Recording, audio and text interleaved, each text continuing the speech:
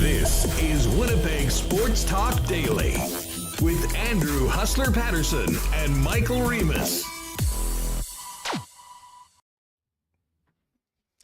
What is up, everybody? Welcome to another edition of Winnipeg Sports Talk Daily. It is busy in Winnipeg these days. The Jets back on the ice today, getting ready for the Hall of Fame game tomorrow. Teemu, Selanne, and Teppo Numminen in town, and the Bombers have left the peg to the Queen City, getting ready to defend their Grey Cup championship on Sunday afternoon. And we are all over Jets, Bombers, and more today on the program. In a few minutes, we'll head out to Regina to hook up with the play-by-play voice of the Winnipeg Blue Bombers, Derek Taylor. He was at the coaches media conference today with Mike O'Shea and Ryan Dinwiddie. We'll talk a little bit about that and get DT's thoughts on the upcoming challenge for the three-peat. Scott Billeck's going to jump on. He was at Jets practice today. We'll have the latest on the squad, some big news, which we'll get to right out of the gate in just a moment. And then a little later on, with tomorrow being Teemu, Selanne, and Teppo Numminen going into the Winnipeg Jets Hall of Fame, a great opportunity for us to bring in a good friend of the program and the former Winnipeg Jet himself, teammate of both Teppo and Teemu, NHL Senior VP of Hockey Operations, Kris King, for memories of the two great Finns that will be honored tomorrow night here in Winnipeg at Canada Life Center. We'll also hear a little bit from Mike O'Shea from this morning, a question that I think every Bomber fan wanted to hear an answer to regarding his future here in Winnipeg. So we'll get to all of that in just a few minutes on the show, as well as a Winnipeg Jet update. Just as we get going, and before I bring Michael Remis in, a big thanks to all the sponsors that make this show happen each and every day. Of course, Princess Auto, Not Auto Corp, Coolbet Canada, Royal Sports, F Apparel, Consolidated Supply, Vita Health Fresh Market, Wallace & Wallace, Culligan Water, Canadian Club, Boston Pizza, the Nick and Nicky DQ Group, and Little Brown Jug. And of course, folks, if you missed the last couple shows, we've got a very short survey for our friends at Little Brown Jug, just on how many of you have discovered the great taste of 1919 and the other Little Brown Jug products. And if you did it from us, hopefully you did, I'm going to throw this in the YouTube chat right now. If you haven't already, fill that sucker out. It'll take you about 20 seconds. The link is right there, and you'll be entered to win a great Grey Cup party pack, including $125 of with Little Brown Jug beer and a $100 gift cert for Smitty, so you can load up on some wings for the gang. And of course, you can also go to, if you're listening on the podcast, go to winnipegsports.com/links, and you'll see the link for that quick survey and entry into the Little Brown Jug Grey Cup party package. All right, let's get Remis in here and get this show on the road. Remo, what's up? I'm feeling good, Huss. Again, fired up. There was a lot of hockey games last night, so I was definitely busy. I watched that Tampa-Dallas game, went to overtime. That could be a cup final preview story, every other team in the league. But yeah, another, I guess, day off for the Jets. We had some practice news, the Grey Cup week in full swing. It's exciting having Kris King on as well. So lots to get to, lots to talk about, and I don't know, I'm feeling pretty good. Not too cold out, so still okay. Oh, it's nice outside. A little bit of snow right now. I mean, it's feeling like, it's Grey Cup week, to be perfectly honest with you. And I think many of us hoping that this chill and rather wintry type weather will be exactly what the Toronto Argonauts and Blue Bombers are in store for on Sunday afternoon, as the Bombers look to make it a three-peat. The colder the better, I think, from the standpoint of the Winnipeg Blue Bombers. They've won in these conditions before. Be interesting to see how the Argos handle it. As I say, we're going to talk to Derek Taylor in Regina in a few minutes. And before we do that, a little bit of Mike O'Shea from this morning's media conference. But Remo, Scott Billeck's coming on later on. We'll break down everything that happened from practice today. Maybe if we have time, try and squeeze in a little bit of the coach, Rick Bowness. But some news coming out. First, the good news. Nikolaj Ehlers returned to practice, skates on his own for the first time since it was supposed to be 7 to 10 days after the second game of the season, and we're now pretty much at a month as of tomorrow. Ehlers can't get back to this lineup as soon enough, to be honest, I think from most people's perspectives. But where the team is right now in the standings, they may be giving themselves a little bit of wiggle room to give him a little bit more time to make sure that I think the biggest concern is that whatever this has been ailing Nikolaj Ehlers is fully and completely healed, and there's no risk of re-injury and having Nikolaj Ehlers spend more time on the sidelines. But Reem, the big news today was Mason Appleton's status, and he is having, I believe it's wrist surgery, going on the IR, and could be out 6 to 8 weeks, which was a blow for a guy that had been playing a very important role in the absence of Nikolaj Ehlers, riding shotgun along with Mark Scheifele and Kyle Connor on the Jets' top line. Yeah, and we already saw it in chat here, Huss. We've talked about the WST bump, but it's the WST anti-bump. Don't tell anyone. Jackson Jeffcoat came on, and he had to miss a couple games with an injury now, Appleton. But it wasn't the first game after he was on Hustler, as you said to me. He wasn't injured in the Calgary game. There was a buffer. So I think we're saved. It wasn't... I don't think there's a correlation there between him coming on the show and getting hurt. But a weird play in Sunday's game, he was going up the side of the board, and I think his stick got caught in the camera hole or something. I'm not exactly sure, but he did, yes, wrist surgery, 8 to 12 weeks. That's a big one. He plays on the penalty kill. He was playing on the top line. He had his best game of the season. It was last Thursday there. So that's a tough injury, and I wonder what they're going to do to fill the spot, Huss.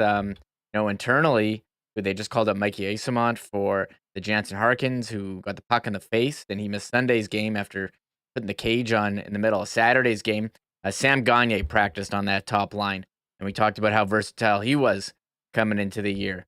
But I wonder if there's a move to be made here. You see teams with injuries on defense, and the Jets even more. We already talked about their forward depth coming into the year. Oh, wait a second. Are we revisiting the fact that the Jets have a surplus of defensemen and might be in the market for a forward somewhere in the NHL? And so now I think the screws are being tightened.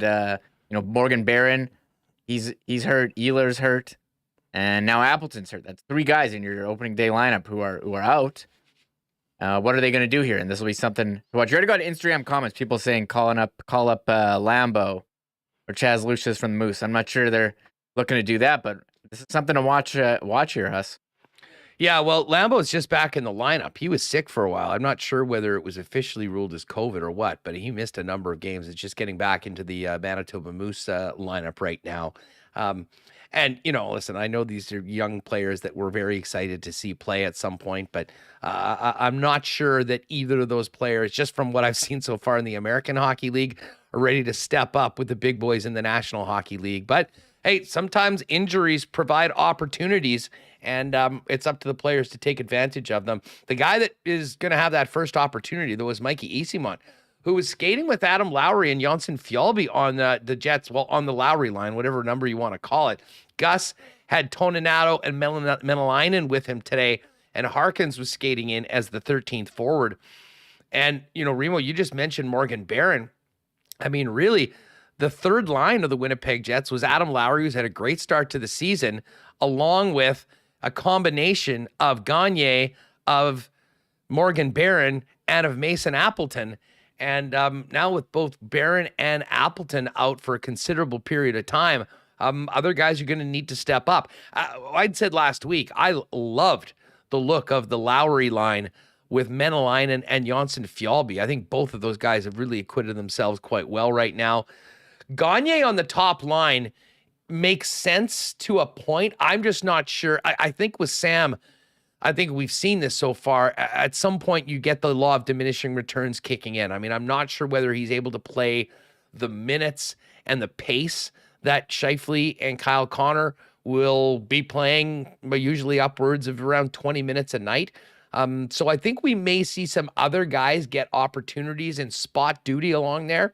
But it does make sense for Gagne to be the first guy that moves up, and keeping Perfetti, Dubois, and Blake Wheeler together. Hellebuck and DeMello, again, we're back on the ice right now.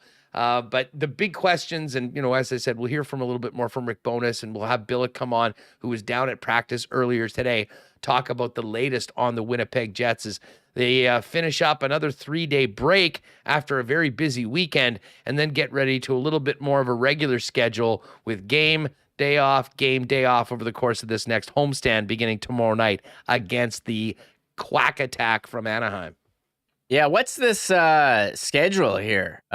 What they had a break, go play back-to-back, have another break. They did have the Jets Gala last night. Saw some nice pictures of the guys looking sharp on Instagram. Teemu and Teppo Numminen are in the city, and I did enjoy the pictures they threw up. I don't know if it was a preview of the banner, but nice to see the 90s era Jets logo being used on their banners, as they'll be wearing the reverse retro jerseys tomorrow night against the Ducks. And I did watch the Ducks last night. They won in overtime against Detroit. And I don't know if you knew this about the Ducks. They do not have a win in regulation this season, Hustlers. So only team in the league. Yeah. 9 points on the season. Yes, they have only won in extra time so far. Certainly we hope that streak isn't broken tomorrow. But tomorrow's game is going to be so much more than just a regular season midweek game against the Anaheim Ducks, because, of course, Teemu, Selanne, and Teppo Numminen are here.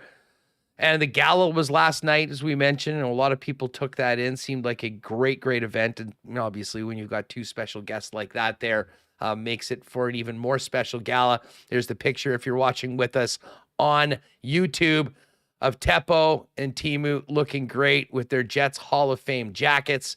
And it's a really, really great event last night. And hopefully tomorrow we'll continue the good vibes, both from the start of the season and the week, with those two great Finnish superstars back here in Winnipeg. So most of our Jets talk will be a little bit later on.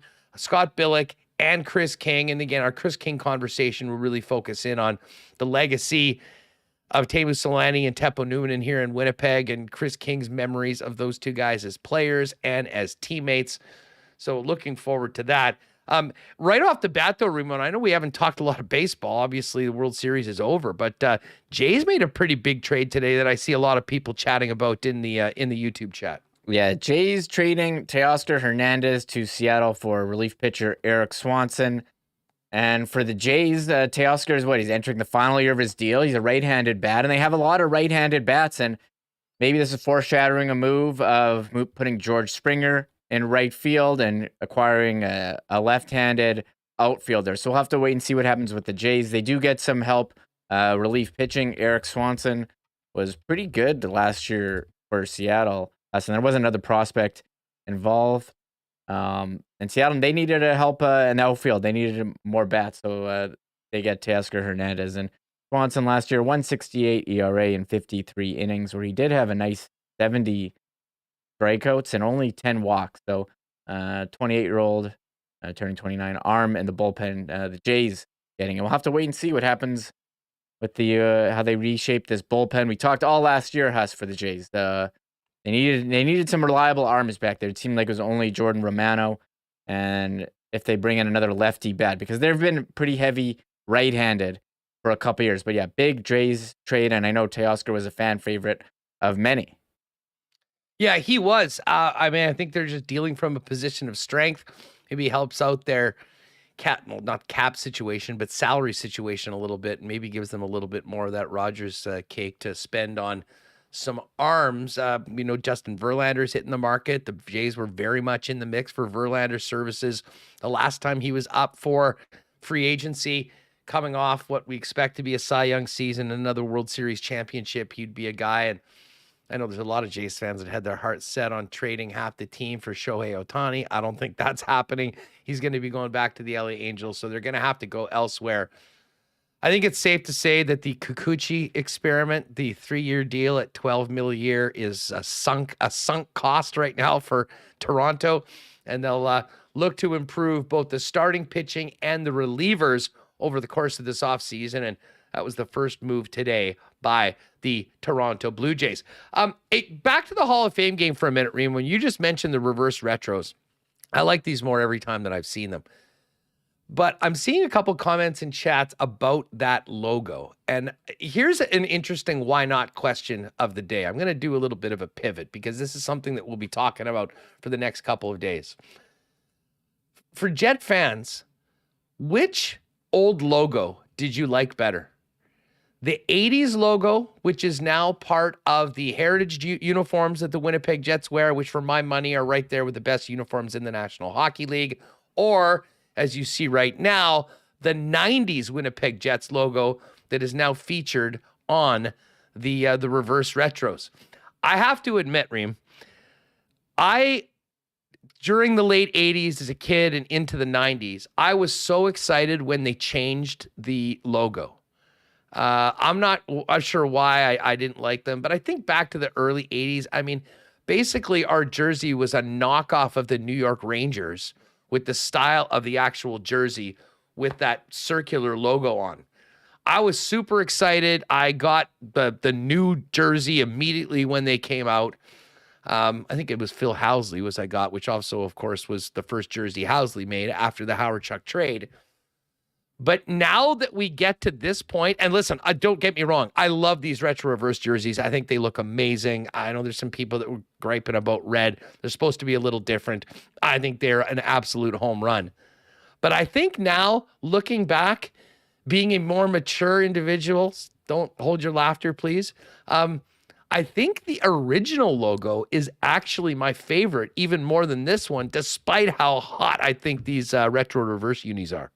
Yeah, the reverse retro, maybe when they came out, I don't know if I was like in love with them, but when you see them in the full uniform with the numbers and, you know, the socks and the pants, I think it's awesome. I love the classic striping on, you know, the bottom and the arms and the color scheme here. As far as the logo, I'm a 90s guy, so I loved this 90s logo growing up. I would always, like, the only thing I could draw, like, I can't draw anything, but you know, I could draw this Winnipeg Jets logo. It was pretty simple.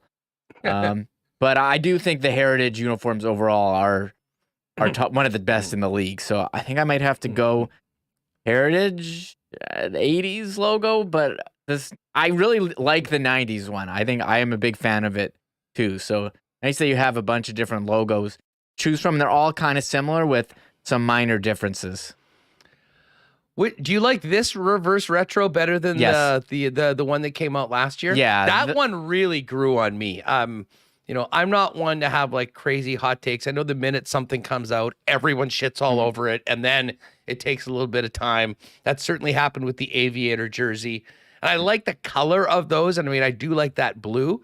I still don't really get why so many people keep going back to they need red in the jersey. I don't know. That's just my personal opinion.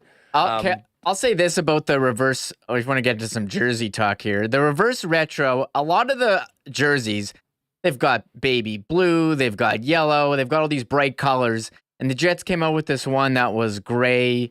It was kind of just like bland. But I looked good as a full uniform, but I think in comparison to some of the others, I wasn't crazy about it. There was nothing about it that popped to me. Now look, I'm a guy who loves gray. Like all my clothes are gray, but as far as standing out, and I'll show that jersey on the screen. I thought this is a big one.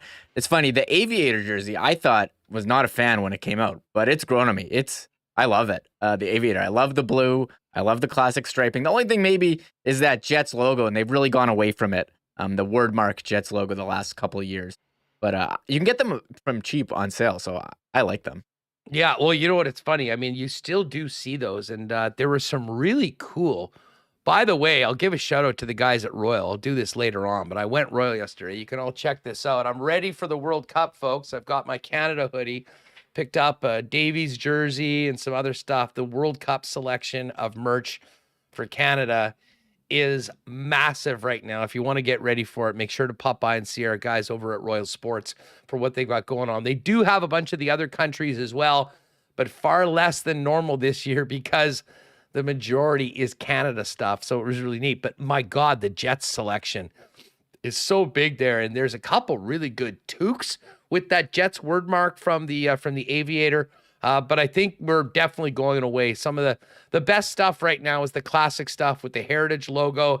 And I wouldn't at all be surprised if coming out of the success of the launch of this second reverse retro uni, that we start getting a little bit more with that 90s uniform as well. We're certainly getting a chance to see a lot of it beginning tomorrow night at home, with the Hall of Fame game and the Jets wearing that 90s jersey, which is very appropriate considering Teemu and Teppo spent so many years wearing those and representing the city of Winnipeg at Jets 1.0.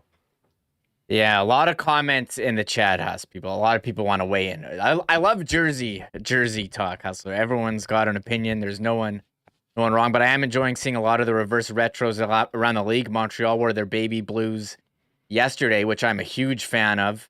People say that that's not Montreal's color, but I think it honors the Expos, and baby blue is pretty awesome. So I'm looking forward to seeing the Jets That one's a again. hell of a lot better than some of those other retro Habs jerseys that they have had over the years. And I mean, obviously Montreal's got a pretty incredible history as far as NHL teams go. But it's neat. It's a little different. It's got that Expo powder blue, which I think is just a great color to wear on unis. So anyways, check that one out online. If you haven't seen it, you haven't seen it before. We'll talk more about this. We'll get Billeck's take on this. But as I said, why not question of the day in the chat or in the comments? What do you prefer, folks, while we talk about the Hall of Fame game tomorrow? The 80s Jets uniform, the 80s Jets logo that we see on the Heritage jerseys, or the 90s Jets logo that's featured on the new retro reverse unis? We'll talk more hockey later on because the Bombers are in Regina. They touched down last night in the Grey Cup, and the coaches spoke this morning. Derek Taylor's coming up in just a minute. But Remo, maybe the most intrigue I can remember at any point for a team getting off a plane going into a championship game was waiting to see how Zach Collaros looked walking down those stairs last night in Regina. And I don't know about you. Overall, I thought he looked pretty good. I mean, he seemed to be moving quite well. I do think that there were signs that Zach's still not entirely 100% right now with that ankle, and be very interested to hear later on today after the Bombers finish practice late this afternoon out in Regina as to how involved Zach Collaros was. If I had to bet, I bet he takes it quite easy for the next few days. Tomorrow's practice is closed, and then they'll be getting ready on Friday and Saturday. So I am expecting personally a late couple days for Zach Collaros. What did you think when you saw him jumping off the plane yesterday? Yeah, well, Zach's going to play. There's no question. But how healthy will he be? How mobile? And when he walked off the plane, we're all watching the video. Shout out to Jeff Hamilton and Ted Wyman there recording. No one's ever been full TMZ action by the boys yesterday. All right, here's Zach Collaros getting his luggage from the thing. He's walking down the stairs. We're all watching. I saw a number of different angles, videos going on the plane, off the plane. And I will say this, I didn't enjoy the comments in chat saying, hey, if they got Chris Streveler to play in the 2019 Grey Cup with a broken ankle, and he was running all over the field, this from what I've heard, and I've done some background work, this Al Couture, he's miracle worker. So, Al's the man. So, Al could be a very quiet MVP this week for the Winnipeg Blue Bombers. I'll agree with you. I don't think he was 100%, but he looked a lot better than on Sunday when he couldn't go on the field. So he says he's gonna be ready to go, and no question. But how, what percent health will he be? And I know Nathan Rourke, he clearly wasn't 100% the last 2 weeks, but he was able to sling the ball around. So I don't think I'm too concerned, but maybe it's going to be something you're going to watch when the game starts on Sunday. You're going to want to see his mobility and his throwing ability. Well, my main concern, I mean, I think back, and I was talking to Nielsen about this earlier today when we were breaking down the Grey Cup for the lock shop. We are going to wait for our official pick until Friday and just see how things go over the next couple days. But like, Zach's going to play, but if his mobility is compromised, I mean, it sort of does take away maybe the signature angle of Zach's game that has been so devastating, and his ability to create time, get space out, and buy a little bit of time for his receivers to get open. I mean, I think back to, I'll probably mention this to DT. I think back to the signature play maybe of Zach Collaros as a Bomber quarterback, which was in his first game, that game in 2019 in Calgary that opened everyone's eyes, and that famous touchdown pass after running all over the field to Darvin Adams in the back of the end zone. Zach has been so dangerous this year and throughout his career in Winnipeg with that play. If he is not as mobile as normal, I do wonder what that does to the Bomber offensive attack. But I certainly think that Buck Pearce has done such a great job of game planning this year, not to mention Brady Oliveira, the O-line, and the running game right now for the Bombers. The Bombers offense might look a little bit different, but I think they'll still have plenty for the Toronto Argonauts when we get to it. Now, we are going to hear from DT in just a minute, Remo, but let's get this clip of O'Shea, because one of the things that I was reminded by Gary Lawless in a late night phone call last night and a number of other people is that Mike O'Shea is on the verge of winning 3 straight Grey Cups and apparently does not have a contract next year for the Winnipeg Blue Bombers. In some cases, I think that would be very concerning. With Mike O'Shea and just how humble and quiet he is about himself, I wouldn't be surprised if there's already a contract in a desk somewhere. But O'Shea was asked about that earlier today, and I think Bomber fans will like what Osh had to say. This is a little clip from today's coach's press conference in Regina at the Grey Cup. It's been reported that you're in the final year of your contract. Is there any doubt about your future in Winnipeg after this game? No, if you look at the history, I always play out my contracts and figure it out at the end of the year. I wonder, why is it that you feel comfortable doing that when that's so atypical in the coaching profession? I don't know. Just believe in the organization and believe in myself and the team around you, It's not hard to do. All right, so there's Mike O'Shea. He was also asked, if he believes that, he still has a future with this team, and I believe the quote was absolutely. So, putting that one to bed for the week. And I think even if that wasn't the case, I know, knowing Mike O'Shea and the way he handles his business and the job at hand this week, the last thing he would want is any attention whatsoever on him. Even tomorrow, when he in all likelihood wins back-to-back Coach of the Year awards in the Canadian Football League. Remo, was there any other clips, or is that it? He got asked again by Justin Dunk about not having a long-term contract. If you want me to throw that one in. Yeah, for sure. I mean, I think people are particularly interested in Mike O'Shea's situation before we get to breaking down the game and everything around. So here's a little bit more of a Justin Dunk trying to work Osh for a little more information about his future and his contract with the Bombers. Mike, don't tackle me for this, but you've been through this a couple of times where your contract is expiring. I'm wondering if that's how you prefer it and you thrive in it, or would you rather have a longer-term deal like we've seen in the NFL, 5 or 10 years? I'm kind of curious your mentality behind it. I don't spend a lot of time thinking about it, to tell you the truth. If I'm asking our players to stay in the moment and stay focused on that very important task at hand, I don't waste a lot of time during the season worrying about after the season, right? We can fix that or figure it out after. But I imagine some people would think it's short-sighted, but I've also always believed that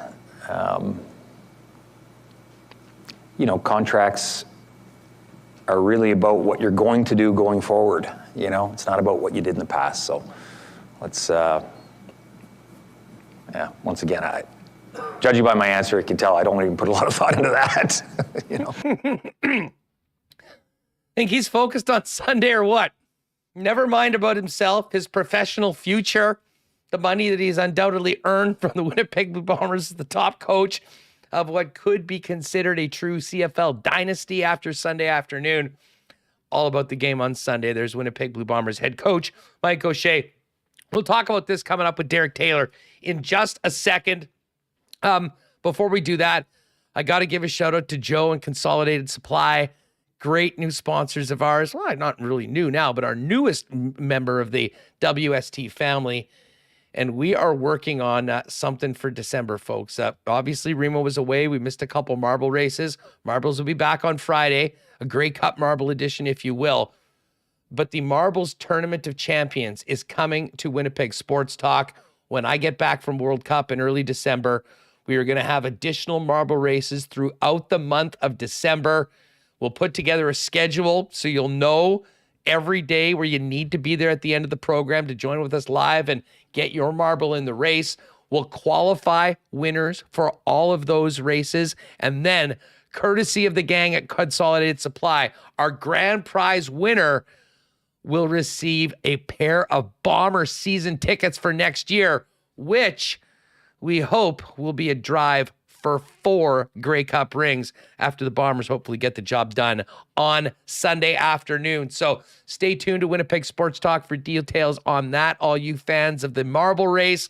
And a big thanks to Consolidated Supply for their support of WST. Of course, when you're thinking golf, when you're thinking turf, golf carts, Consolidated Supply have been the leaders in the market for years, but they've also added a number of interesting areas of the business, including landscaping, hot tubs, some amazing hot tubs available at Consolidated Supply, outdoor kitchens, and more. And of course, artificial turf. If you're thinking about maybe that dream putting green in the backyard or on the property, they can help you at all. Give Joe, Spicy, and the gang a call at Consolidated Supply. Pop down and see them at 1395 Niagara Road East, or check them out online at their new relaunched website at cte.ca.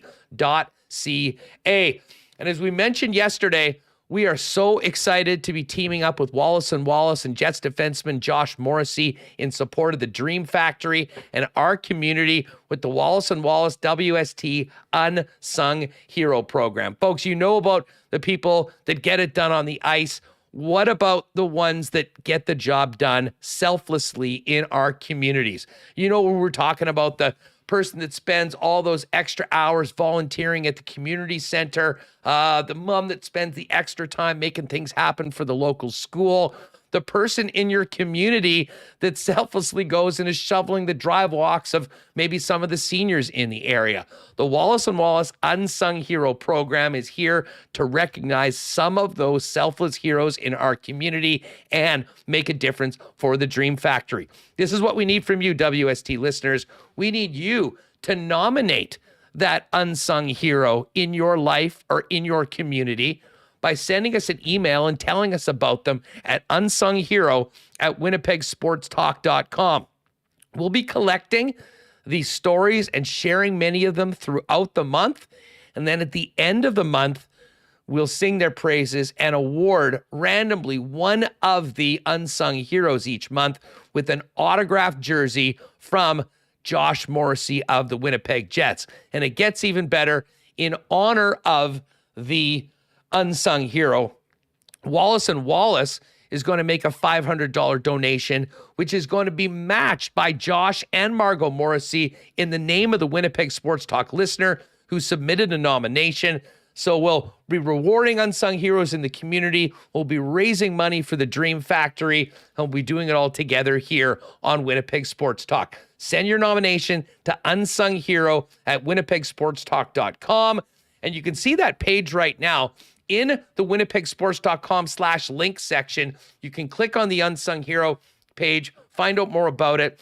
And if you do have an interest in supporting the Dream Factory in the name of this program, you can also make a donation there over to the Dream Factory. Excuse me. Huge thanks to Wallace & Wallace for their great support of WST and this program.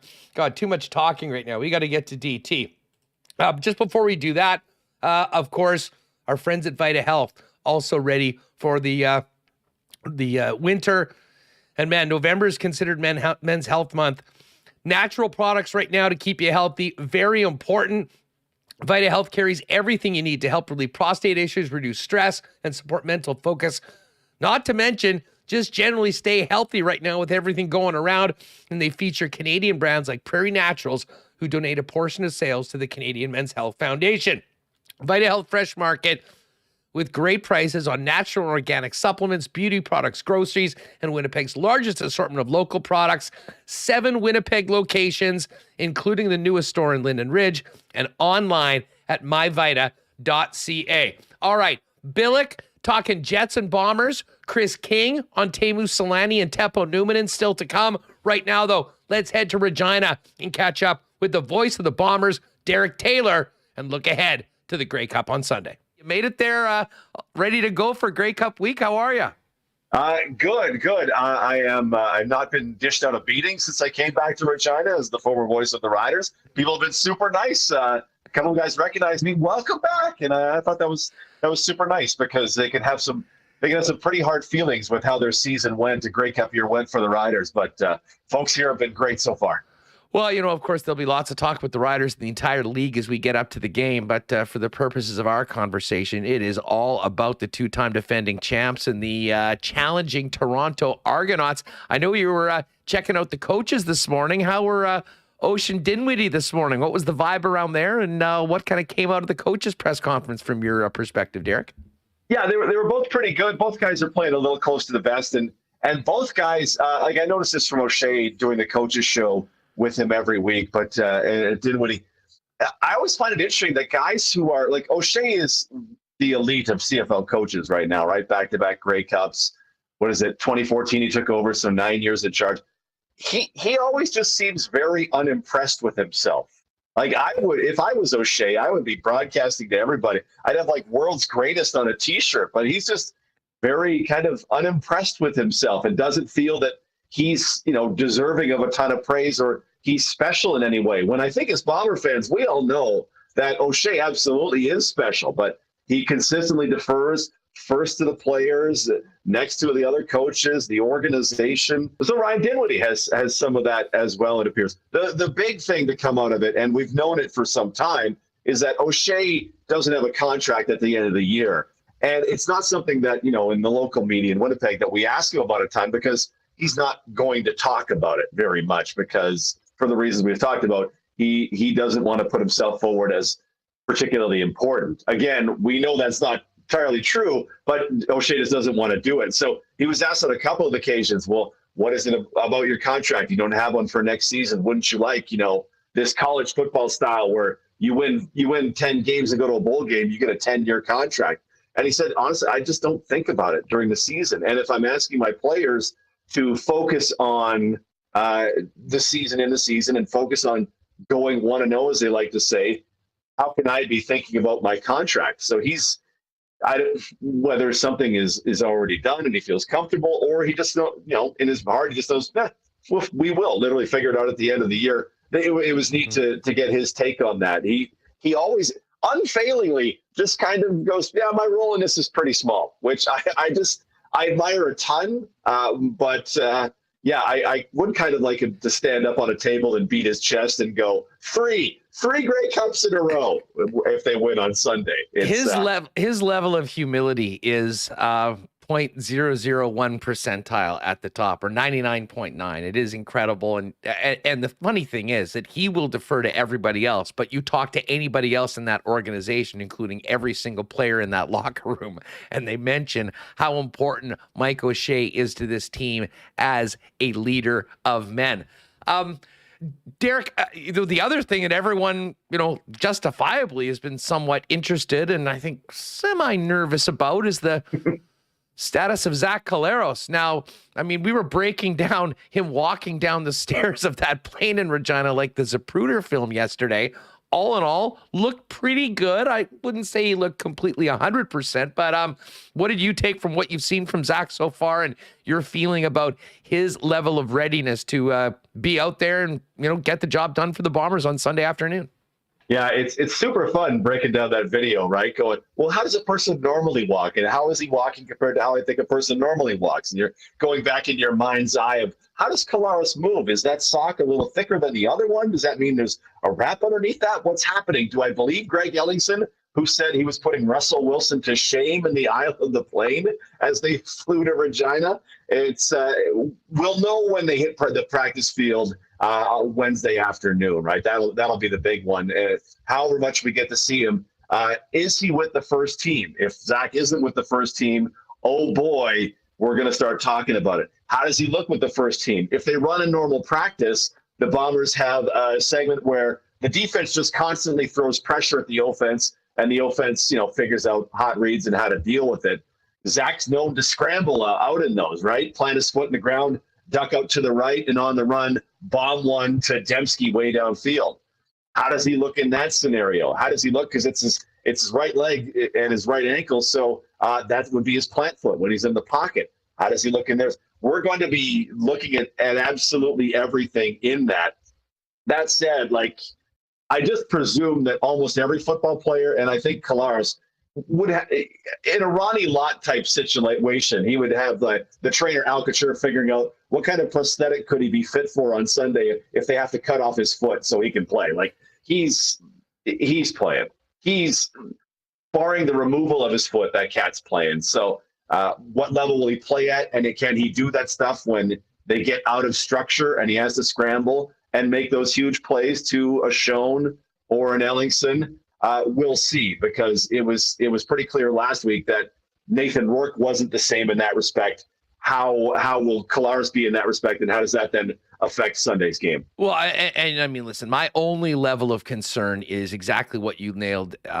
Zach Ehlers is so deadly when he's buying time for himself and running out of the pocket. I mean, really, it goes back to the signature play of his time as a Winnipeg Blue Bomber, his first game.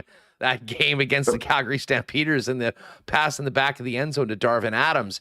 And you do worry if that is compromised, what that does. But I'll say this. I think Buck Pearce has been brilliant with his game plan. I think Buck's going to know exactly what the limitations, if any, there are for his quarterback, and will plan for that going in. But you certainly do want to have your guys as close to 100%, but it doesn't seem like there's a lot of concern around the Winnipeg Blue Bombers on it. So maybe we'll just stay along that. Just quickly, what did you make of the everything that was Sunday at IG Field? I mean, the crowd, the environment, the atmosphere, and the 60-minute performance by the Bombers earning their spot back to Regina. Yeah, first up, the crowd was ridiculous, right? And it really, we maybe sometimes overemphasize the impact it has on other teams, because some teams are pretty good at it. But BC ran a play needing a touchdown. They ran a play with 33 seconds left, and they didn't get the next play off until there was 7 seconds left. So the crowd essentially took from the BC Lions 26 of the most important seconds of their season, because Rourke couldn't communicate to everybody, hey, this is the play. And so the crowd there was fantastic. When I look out the booth, I look right across at home of the CFL's loudest fans, 100%. That was the case in that one. Ehlers didn't look great in that game. He threw the interception early second quarter in the end zone.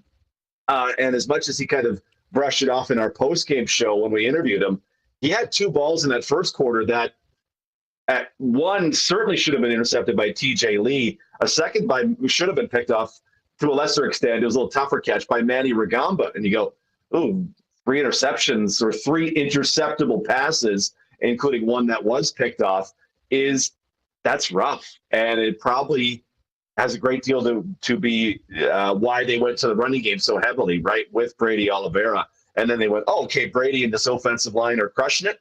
Let's keep feeding the beast, and we can win this way as well. It wasn't Zach's finest performance this season, which is a surprise, because when it came to games against BC and Calgary, he was firing on all cylinders in all those games. So that part was a little surprise, and you certainly hope for a little better, because, Zach's never going to be too bad. But they don't – remember last year, the West Final, of course, folks watching, remember the West Final last year, 6 turnovers, including 3 Ehlers picks. To me, they don't have that kind of runway against this Argos team. They couldn't, in my mind, turn the ball over 6 times and expect to win. Well, I'll say this. I think the blueprint, though, for winning this football game is very similar to Sunday. And it's not putting it all on the shoulders of your all-pro quarterback. It's dominating the line of scrimmage and having the best defense in the Canadian Football League step up and exert their will on their opponents. Now, the Argos are going to have something to say about that. But, man, we've talked so long about the foundation of this team being that defense, and particularly the offensive line. I don't think that we'll see a lot of difference unless the Argos force the Bombers to go a different way, running the football, keeping the football, moving the chains, and making every single yard for the Toronto offense. They're going to have to earn that against Willie J and the guys. Yeah, the defense has been different this year, though, right? Like last year, it was dominant. But this year, throughout, 18 games plus the playoffs, we've seen some holes. Winston Rose in the double move has been a real problem for them. They're now, the field side is three guys who don't have a ton of experience together. Alden Darby's been in the league a long time. Desmond Lawrence was in Hamilton's playoff run last year and has been fantastic so far. Jamal Parker is a fresh rookie right from America. So there's the potential. There's some problems in there. Willie Jefferson is Willie Jefferson, and when Jackson Jeffcoat can play, he's producing pressures per game at probably the highest level in the CFL. But there's no Stove Richardson in the middle, and I like my Casey Sales and Jake Thomas, but Stove was a different deal getting pressure in the middle.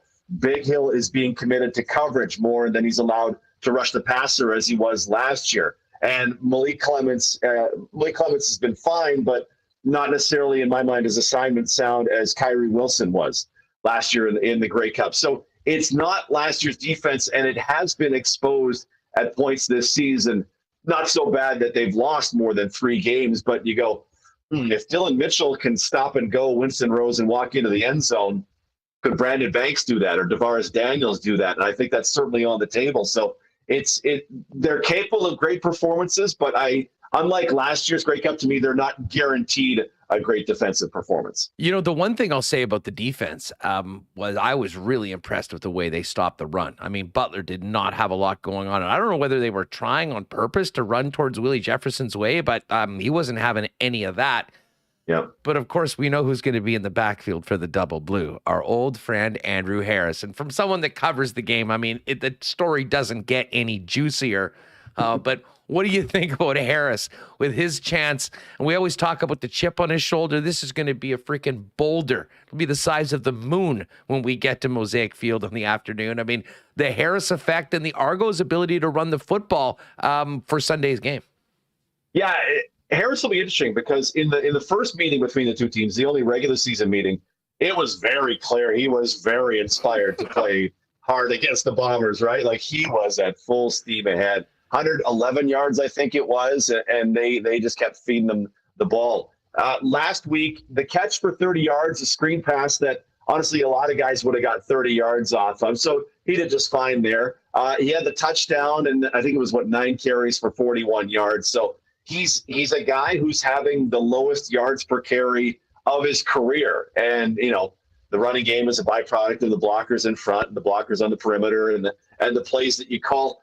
So Harris is too valuable a weapon to leave out of this one. I think AJ Ouellette is also too valuable a weapon to leave out of this one. You remember the old, and this isn't too old, but the Tampa Bay Bucks running back Doug Martin, the muscle hamster. Yeah. That AJ Ouellette kind of runs like that.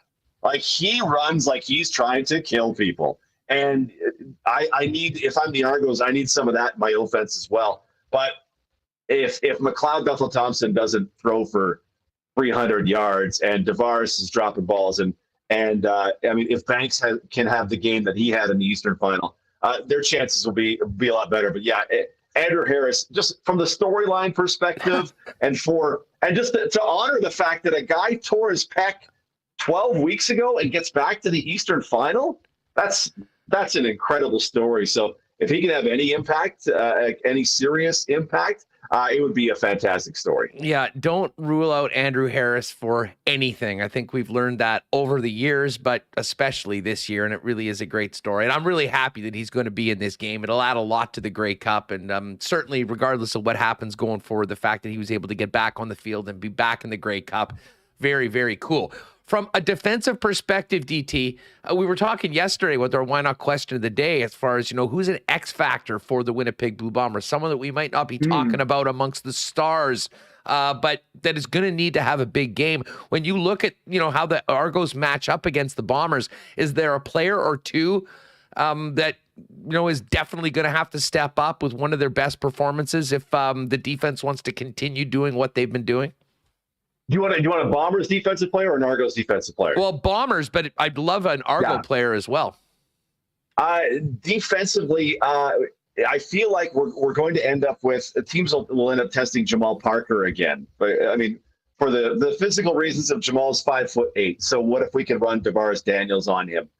What if we can do some stuff with Markeith Ambles in that number 2 spot to the field and make him cover that and work him in that way? I think he's kind of the natural one to point to, because test Adam Bighill, good luck with your life. Maybe you test Malik Clements a little bit in the run game and make sure that he's gap sound in his run game. But there aren't a lot of spots to pick on in this Bombers defense. For all I was saying 5 minutes ago about they're not last year's defense, they're not a defense riddled with holes either, right? Like Desmond Lawrence takes over that field corner. The first game he plays against BC, he has 4 pass knockdowns. And for the season, despite playing just one game, he's 5th on the team in pass knockdowns. And you go, that's pretty good.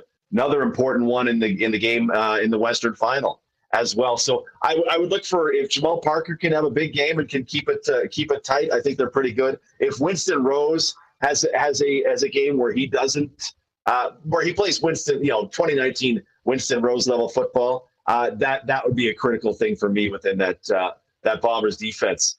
Oh, the Argos defense, Ja'Garrett Davis in 6 straight Grey Cups. I still don't think people know that Ja'Garrett Davis is unbelievable at football. Like, just every year, year in, year out, relentless quarterback pressure. And it doesn't necessarily lead to 10, 12, 15 sacks every year, but just relentless quarterback pressure. Borderline unblockable in some games. And he was terrific in last year's playoff run for Hamilton. So he's a guy I always like to point to, because I still don't think people think of him in that Willie Jefferson, Jackson, Jeffcoat class of defensive ends. But he's if he's not in that Willie Jefferson tier, he's in the one right below it. Yeah, I hate to speak about the East Division as almost the JV of the Canadian Football League, but to be perfectly frank, if Ja'Garrett Davis was a Bomber, if he was a Rider, if he was a Calgary Stampeder, we're probably talking, and I think I think people are much more aware of just how dominant a player that he's been, and the fact that every team that gets him makes it to the championship game for the last 6 years is pretty incredible in its own right. Derek Taylor is with us. DT, of course, will have plenty of coverage along with the 680 CGOB team from Regina. I heard Mackling's there. How many of you were going to be out there? Could you get Toth off the couch and him out there for the weekend? Oh, it'd be great to have Toth, just the mayor of Regina. He'd be within like 48 hours, right? Yeah, Greg Mackling from the starts out here covering doing his morning show, and then covering some of the more fun events around town. We'll be doing a Saturday show from 2 until 4. We'll have some of your favorite Bomber stars on. We'll do a pregame show on Sunday from 11 a.m. to 1 p.m. And then we'll do postgame the second the final whistle comes. And I say with my fingers crossed, they lift the Grey Cup for a 3rd straight time. We'll have all your interviews and analysis. Doug Brown will join us. The great Bob Irving will be with us as well for the weekend. We'll have some special guests. For me, it's not a Grey Cup if Sarah Orleski isn't here, so we're doing our best to get Sarah on with us. It's going to be a lot of great coverage on OB. Well, I cannot wait for it, and I hope you're ready, fingers crossed, in the event of a win, to go with a post-game show that never ends, because I remember last year about how much fun it was, and how people just can't get enough of this team, and of course the coverage that you guys are bringing. Back to the team going forward, they're on the practice field for their first practice this afternoon, sort of towards the end of today's show to about 4 o'clock Regina time. What do we know about the schedule for the rest of Grey Cup week for the club, as well as the events? We've got player awards coming. I mean, there is a lot outside of just the preparations for the game, as much as Mike O'Shea would prefer to keep it just to that. Yeah, both coaches would love that. Tomorrow's the closed practice, so the one we won't know what's happening and where the real stuff will be prepped for the Grey Cup. Tomorrow's the player awards, in which Dalton Schoen should absolutely it should be a unanimous that Schoen wins the Rookie of the Year, but I understand it won't be unanimous because of some voting thing that happened. Zach's the MOP, and he should get that award for the second straight year. And Mike O'Shea should be the first coach since 2000 to win back-to-back Coaches of the Year. Those should be walks. I wonder about Stanley, and I wonder if the voting will go, if there's some Stanley Bryant fatigue among voters. To me, that's nonsense, because Stanley was the best left tackle in the game this year. So maybe 4 awards given out Thursday.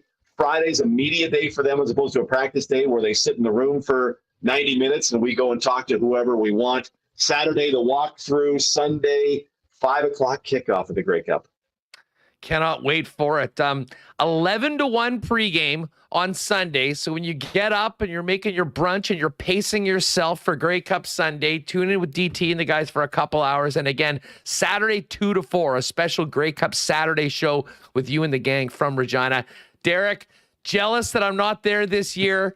But as I said, I'll be the first thing I do when I get to Qatar is figure out how the hell I'm watching the game. I'll have about 4 hours to do it. And if people see some crazy dude in blue and gold running around the streets of Doha, they probably won't know what's going on, but everyone around here will know what's up. Listen, all the best. Have a great week. Have one for me, and hopefully you'll be going long Sunday night talking to Bomber fans about a three-peat for the best team in the Canadian Football League. Thanks so much for doing this, and have a great Grey Cup week in Regina.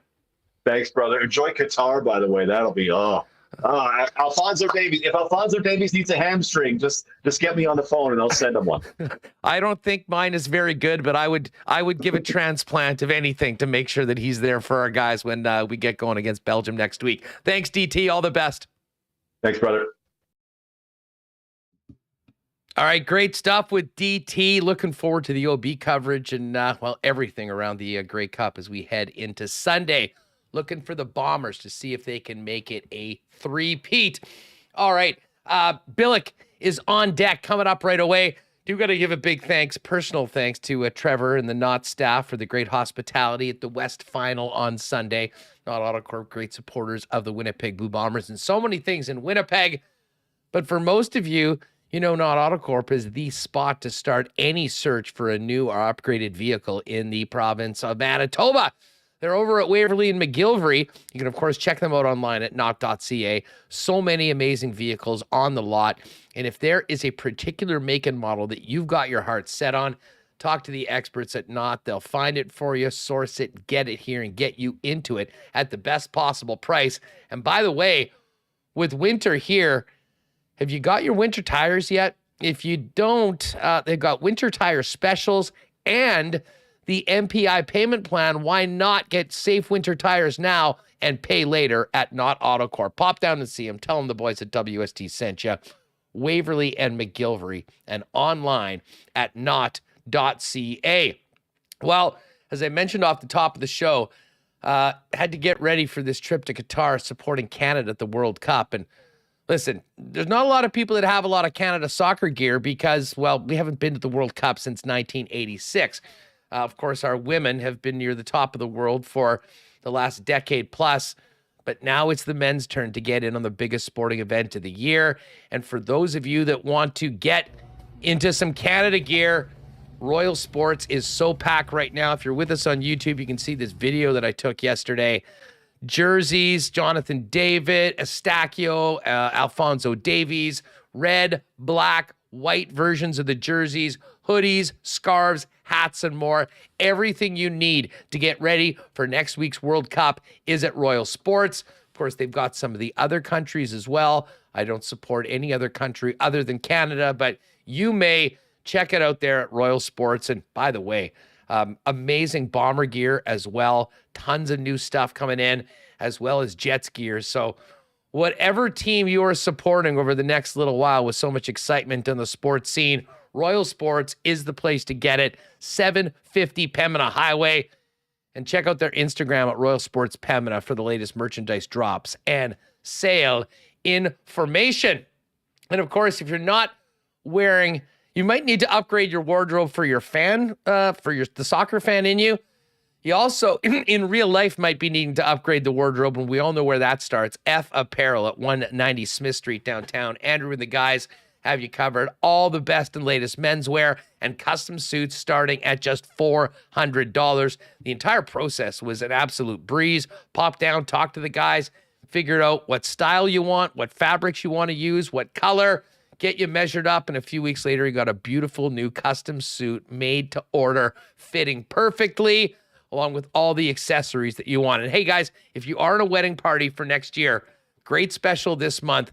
If you get your wedding party booked in and the guys measured by the end of November, everyone will get a free shirt as well as 10% off. You could save up to $130 and you'll have a great suit to wear for more than just one wedding in the middle of next summer. F Apparel, 190 Smith Street downtown, and online at that's EPHapparel.com. All right, we got lots of Jets and Bomber topics to get to with Scott Billeck of the Winnipeg Sun, who joins us now. Scotty, what's going on? How was the trip out to Seattle? Always good. Always good. I love Seattle. It's a great place. It's always nice and I guess humid is the word. It's just not. It's not as dry as the prairies. So, moist. Yeah, it's a very moist. Yeah, I don't like locale. that word. I hate that word. My wife hates that word, and I try not to use it unless I'm trying to bug her about it. But yeah, it's Seattle's great. I mean, the whole town's nice. It's clean. I always find Seattle to be a really clean city, and yeah, that arena is something else. I really like that arena. It's probably one of my favorites in the NHL. So yeah, it was a good trip. It was a quick one, but yeah, it was nice to visit the West Coast there. Well, it was quite a game. Yeah. You know, obviously the comeback. I mean, Blake Wheeler was front and center really for the second half of the game on. Ever since he spent the 4 minutes in the penalty box, came out like vintage Wheeler, taking that puck to the net and barely missing what would have been a highlight reel goal. And then, thanks to a very ill-timed sucker punch to the back of the head of Pierre-Luc Dubois, who's driving everybody crazy these days, Carson Soucy served up a late power play for the Jets, and they took advantage of it. And there was Wheeler with 300, scoring the tying goal, and a beautiful 2-on-1 between Josh Morrissey and Mark Scheifele, finishing the job in OT. Very important bounce back, I thought, for the Jets, considering what they'd built up until that point. You had a lot of practice time. A game in Calgary that, for my money, was basically a special teams game that the Jets came out on the wrong side of. To come back, get those 2 points, keep the good vibes going into this game on Thursday. Yeah, I agree. I mean, the Calgary game was a weird one. Like Calgary, played like a desperate team that needed a win, and they did, right? They hadn't won a game in 7. I think they only had 2 points. They were 0-5-2 going into that game. And the Jets came in. I've heard a couple of players now talk a little bit about going into that game having 3 days off before. What's interesting about that is they've had 3 days off, before now going into the Anaheim game. But they'll probably have learned their lesson, I think, going into that Calgary game. They just didn't play good in the first and the third in that game, and they, it kind of cost them a lot. And then you go into the Seattle game, and it's like, that's a tough one, right? I mean. Listen to Blake Wheeler talk about that after the game. They leave because it was an 8 p.m. start local in Calgary, so the game ended at 11:30. Rick Bowness had to do after hours, which they pre-taped right after he got off the ice. He was already on with Scott Oak doing that, so they tried to get out there as quick as they can, but I don't think they got to their hotel room so closer to 3 a.m. Seattle time.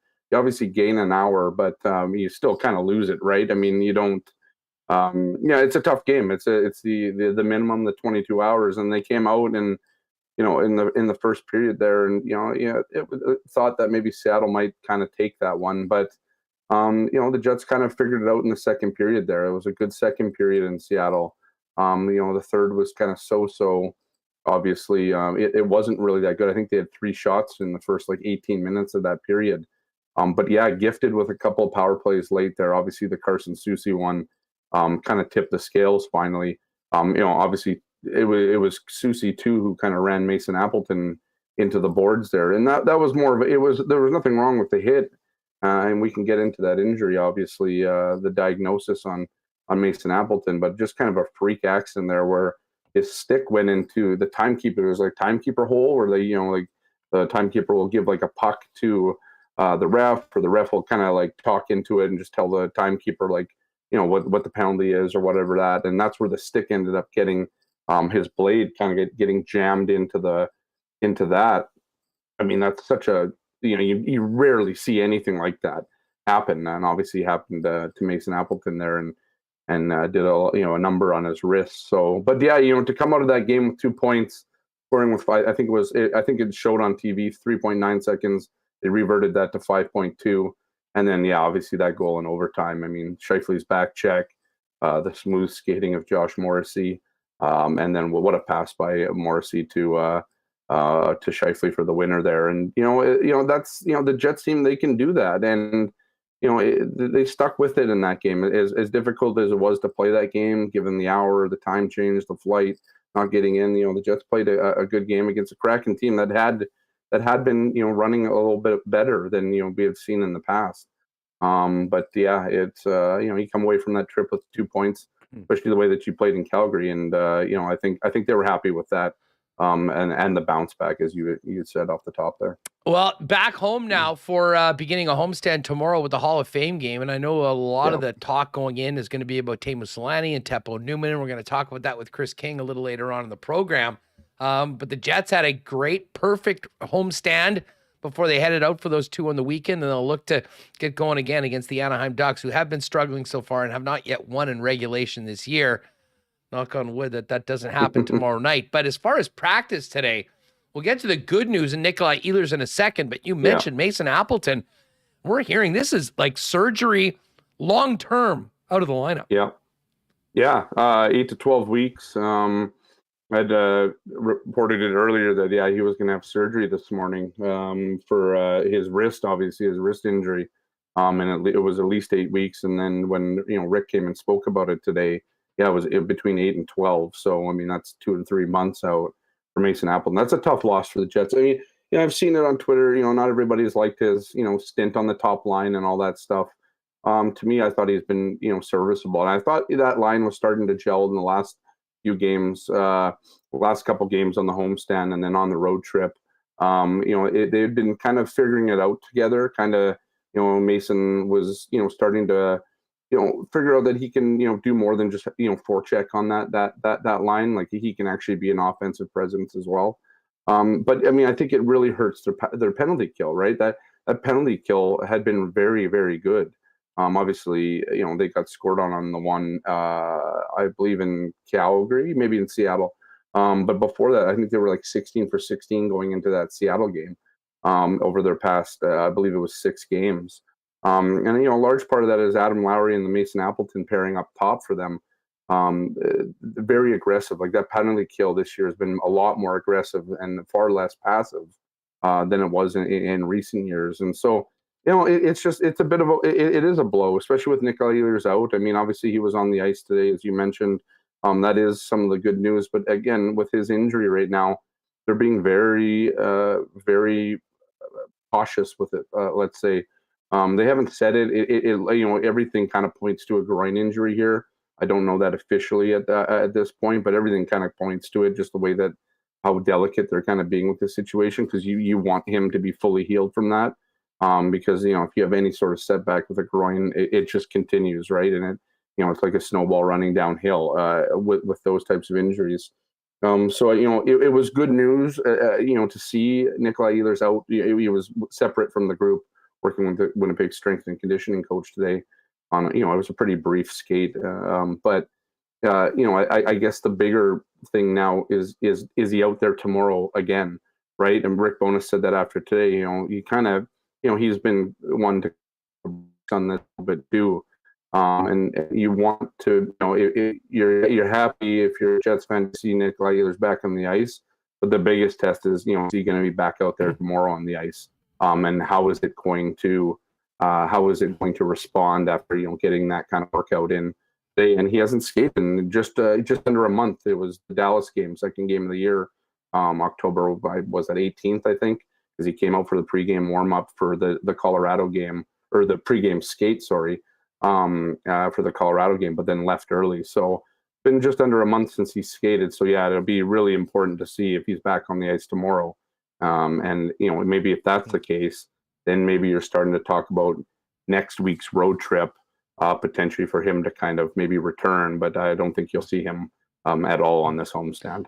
Yeah. I think they're not in as desperate a situation as you might have expected if they'd been missing Nikolaj Ehlers for pretty much the entire first part of the season, minus 2 games. And, but I'll say one thing, Scott, these injuries are sort of piling up right now. For one thing, was Nikolaj Ehlers for a while. Now, Adam Lowry was playing with Mason Appleton and Morgan Barron. Both of those players are out long-term. Appleton longer than Barron. But it has given some players opportunities to jump up in the lineup. I love the Johnson-Fjallby and Menelainen combo with Lowry on that third line. Yeah. But it's interesting. Lines were a little different today. Those two players weren't playing with each other. And Mikey Eyssimont, who, if people have not been paying attention to the Manitoba Moose, or maybe you weren't watching a lot during training camp, unfamiliar with this player. But this guy is a real ball of energy, and I think he's acquitted himself quite well in his first couple of games in the lineup, and seems like he's impressed the coaching staff as well, where he might get an opportunity to play with Adam Lowry, and that means some significant minutes and opportunity if you're with 17. Yeah, having Mike Eastmont is like kind of the Duracell, was it the bunny, right? Just kind of keeps going and going and going. And Rick Bowness said that, like, he liked the game in Seattle from Mikey Eyssimont. It was Mikey Eyssimont doing what Mikey Eyssimont does, which is he's like let's call him a Brandon Tanev light, or even has some some of the skill that Mason Appleton has too. But he's in on pucks. Rick Bowness called him fearless today. And he does a lot of the things that you'd want him to do on that third line. What intrigues me a little bit with Mikey Eyssimont is, if you see him like is that Mikey the Mason Appleton, does he kind of get a shot on that top line at some point? Do you move him up there if the Gagne is not working? Because Eysimont's got the speed, and that's one of the things that's kind of kept Sam Gagne off that top line. Obviously, they've gone to him with Appleton out, and they've tried it, a couple other times when it just hasn't been working for that top line. But with Gagne, he has the skill, but he just doesn't really have the speed to kind of keep up with Mark and Kyle. And so that's kind of one of the things that you wonder, okay, well, do you move Mikey Eyssimont up there? Maybe Johnson-Fjallby gets a chance. The one thing with Johnson-Fjallby is he's got all the speed in the world. It comes to his hands sometimes. His hands don't always catch up with the speed. You see it in practice sometimes. So the guy's got a shot, and he can put a bar down on the best of them. But you'd like to see that sort of thing in a game. So yeah, it's interesting. Like I like Eysimont's game. I like the way he plays. He gets under guys' skin. He's kind of a little buzzsaw out there, and that's the kind of thing that Rick Bowness is like. But he brings more than just kind of like that pest thing. This isn't like the old days where it's just whatever. Like he brings, Rick Bowness said he likes the way that Mikey Eyssimont shoots the puck. So he gets in the offensive zone and he's thinking shot. It's not just pass it off to the guys that are better than me or whatever anymore. It's no, we want these guys to shoot the puck. And so Rick Bowness was quick to say and point out some of the good things that Eyssimont did. He was also quick to point out that he needs it consistently from Eyssimont. He's only had one game here that he's played. He wants to see that consistent effort now from game to game to game, which, to me, I'm just kind of reading between the lines. Like, they want to make sure that this is something that continues to happen, obviously on a consistent basis. And that's one big thing about Rick Bowness is consistency. He likes it in his pairings, in his lines, and all that stuff. So it'll be interesting to see how it goes. But I think Eyssimont can do it. I think there's a guy who's really motivated. He's played well with the Moose, as you said, and I think he's motivated to kind of find himself a niche on an NHL roster. And I think right now with Ehlers and Barron and now Appleton out, there is a chance for him to kind of maybe solidify a spot, at least for now, until somebody comes back. Well, I'll say this. He obviously impressed the coaching staff. To be, in the mix for a spot with Adam Lowry and Johnson-Fjallby on that third line, I think speaks to the impression that he made. Right, exactly. And then overtaking Harkins and Toninato and right onto that line. And again, we'll see what that means in the first period of the game. We'll see what that means in warm-up and when the game actually starts, if that is the way that it looks. but it does have a different look for Gus along with that fourth line right now. Yeah. Menelainen has been, really good so far this season. He can certainly play either on that third or fourth line.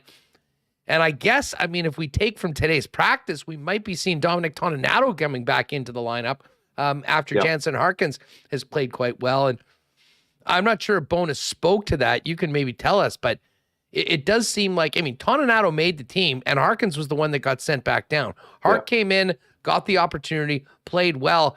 I think that there is an element from the coaching staff of trying to make sure that, these guys do get games, much like putting Capobianco in that game a week ago or so, to give them an opportunity. And that sort of competition hopefully brings out the best in all of those guys, because I think all of them, especially Harkins, from my opinion, has shown that, he can be one of your top 12 and maybe even have an opportunity to move up. But you obviously do like Toninato and don't want him sitting for a long, long time. Not to mention, somewhat discouraging. You make the team, you're with the club, you're being the good soldiers, the 13th forward, guy gets hurt, someone comes up and then they're in the lineup.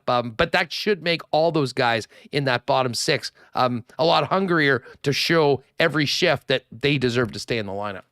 Yeah, I think hungry is the right word there. I think Rick Bowness likes to keep his guys hungry, right? Just hungry enough that they're motivated to keep the practice going, to keep the hard work up, just to have that sniff, right? And I think he's done, it is a fine line as a head coach to kind of walk in terms of, keeping those guys at, as you said, kind of good soldiers, right? Doing that kind of job. Not an easy job for a lot of guys to do, especially for somebody like Jansen Harkins, who goes down to the AHL and lights it up in a top six role down there, which I think is interesting too. Like, I'd be interested to see what's going to happen to Jansen Harkins. So here's a guy that they sent down now. Jansen Harkins wasn't playing a grinding role anymore when they sent him down. That used to be the case with the Moose and him under Paul Maurice. But now, they sent him down there to play an offensive role. And, were they kind of, grooming him for something like this instead, where maybe he could move up into the top six. But the interesting thing too is, you don't see him in those pairings. And in this morning, or at least today, and yesterday, you didn't really see him playing that kind of role. So I'm interested to see what they do with Jansen Harkins. And one of the biggest, I guess the knocks against Jansen Harkins has always kind of been kind of consistency. But, to Jansen Harkins' credit, you want him to play a certain game one night and then a certain game the other night.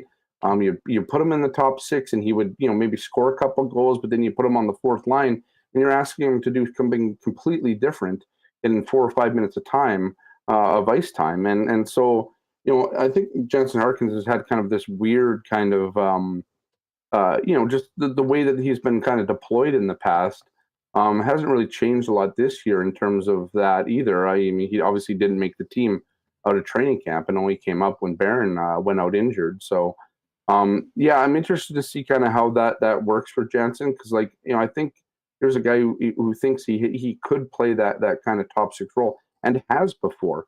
He's been on a line with Mark Scheifele in the past. And so, he knows, and he can play that. He's got the speed. He can be that first guy in, kind of the a la kind of the Mason Appletons of the world that they've been placing on that line.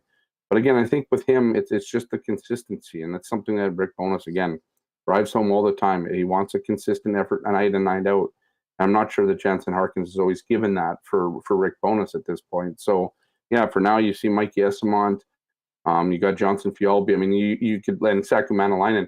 All three of those guys, maybe Esamont you haven't seen as much, but the other two, Manalainen and Johnson Fialbi, those guys every night, there's a reason why those guys have stuck in the lineup is because they go every night, and no matter what line, third line, fourth line, they're always playing. So, and they're doing their job and doing their role. So, again, it's all about consistency, and we'll see kind of what Esamont can do, because if Esamont maybe doesn't have a great game against the Anaheim Ducks, you're probably bringing Jansen Harkins back into the lineup and seeing if he can do it. And it's interesting now, and just to kind of.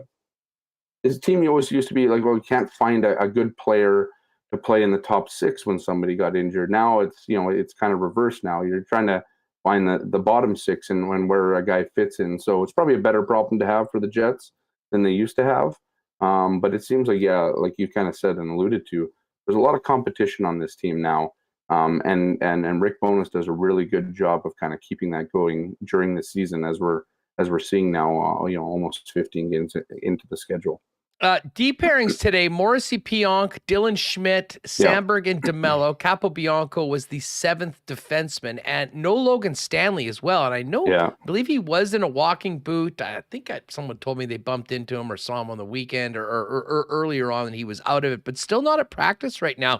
Any update on Stan?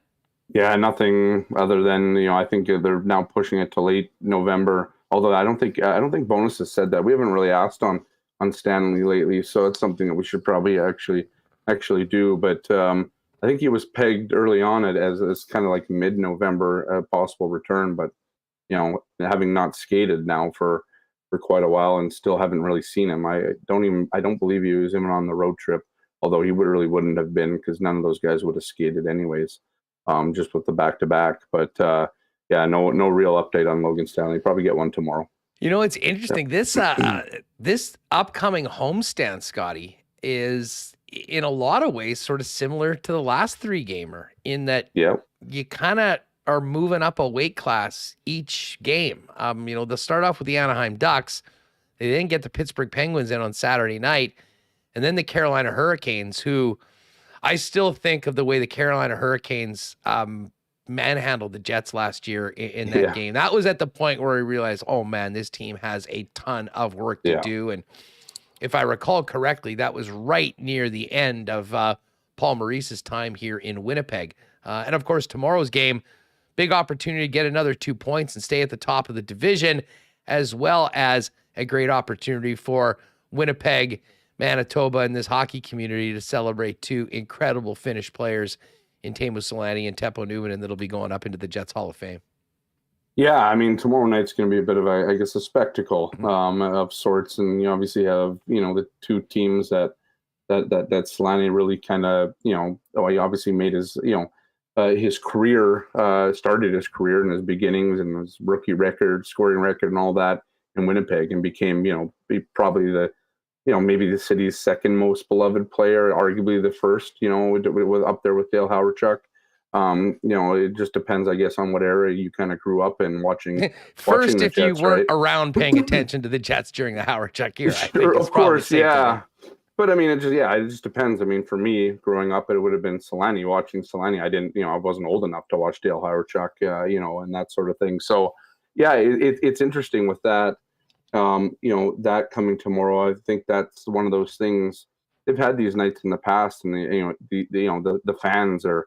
It's a good atmosphere, right? I mean, and tomorrow it's going to be it's going to be one of the best atmospheres probably since the Hawerchuk one when his number was retired, or honored and put into the Hall of Fame back that was several years ago now. But yeah, like that those are the nights. I think. I think if you watch the Boria Salming stuff over the weekend in Toronto, Blake Wheeler was kind of asked about it today, and I never got to ask Blake the question, but you see how some of these players are kind of revered years later, right? I mean, we're talking 30 years now for Numminen and Selanne, obviously, and just how kind of revered they are still to this day. Nobody forgets about them. And I remember watching on Saturday there, just before the Calgary game, because the Jets was the second game on Hockey Night in Canada. And so I was just watching in the hotel room, the Boria Salming stuff. And, that's 50, it's been 50 years for that. And, 45, 50 years, whatever it's been since Salming kind of had played last in Toronto, and just kind of how beloved those guys are. And I think, a lot have been talk about how it kind of not weighed on, but, it was kind of a bit of an eye-opener maybe for Austin Matthews. I think, it's an eye-opener for a lot of players in Canadian cities, because, you can see where what kind of, I guess, kind of what pedestal you can kind of end your career on if you play in a town that long. I mean, in Salming, they never won a Stanley Cup. Obviously, because the Leafs haven't won one since '67. But he was just he was just a revered player, and so those are the nights I think where guys like you think about now. I mean, where will Blake Wheeler be talked about in 20 years from now, or Josh Morrissey's or the Kyle Connors, right? Like, interesting to think about that. And then, but you still got to play a hockey game tomorrow night. But I think, all that stuff before the game, the Jets are going to be a little bit jacked. I think the whole crowd, everybody like that, it's going to be jacked. And you're also playing a team that you just got to beat. I mean, that's the one of the thing, right? Like, this is the thing with the Jets this year, is they're beating the teams that they should beat for the most part. And in previous years, we all know that, they've they used to play down. I mean, when they lost to the Sabres last year, that was the final nail for Paul Maurice, obviously. The Jets aren't doing that this year, but as you said, I mean, this is another road trip or a homestand where, you go from the Ducks to the Pittsburgh Penguins, who've been struggling lately, and then you obviously have Carolina coming in here before you go on the road and into the Central Division in kind of another win now kind of atmosphere, and you're going to have next week another game against the Dallas Stars, where it could be for first place. Who knows? Again, just the way that's going.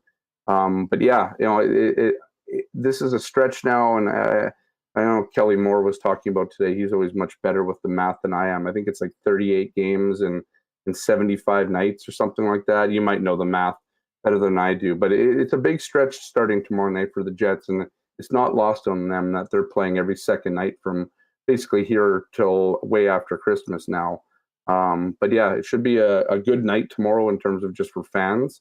And then it'll be an interesting night just to see how kind of the Jets respond coming on to obviously just a break that they've had and kind of going into a season now where they're going to be playing every second night. It's a lot of hockey from here for the next few months, and the Jets are going to have to win a lot of those games if they want to keep where they are in the standings. Yeah, they're going to need to be ready for the Ducks. The Ducks will come up and be hungry. Yeah, I mean, I'm it's sure a desperate team again, right? Like like Calgary was. So and let's not forget that. I mean, the Jets had all that practice time going to the Calgary game. That was the one game in the last 3 weeks that they've actually lost in regulation. Yeah, and you do, and you want to get these points because you're moving up a few weight classes. I mean, Pittsburgh does only have 2 wins in their last 10 games. I believe. Something like that. Yeah, Carolina is always going to be a handful, so we'll see what can happen tomorrow night. Hey, before we go, I've got to ask you about the Bombers. Yeah, 3-peat mission, occupy Regina for Bomber fans over this next little bit. How are you feeling about the blue and gold and their chances to get the job done on Sunday? Yeah, I mean, how do you not have them as just massive favorites, right?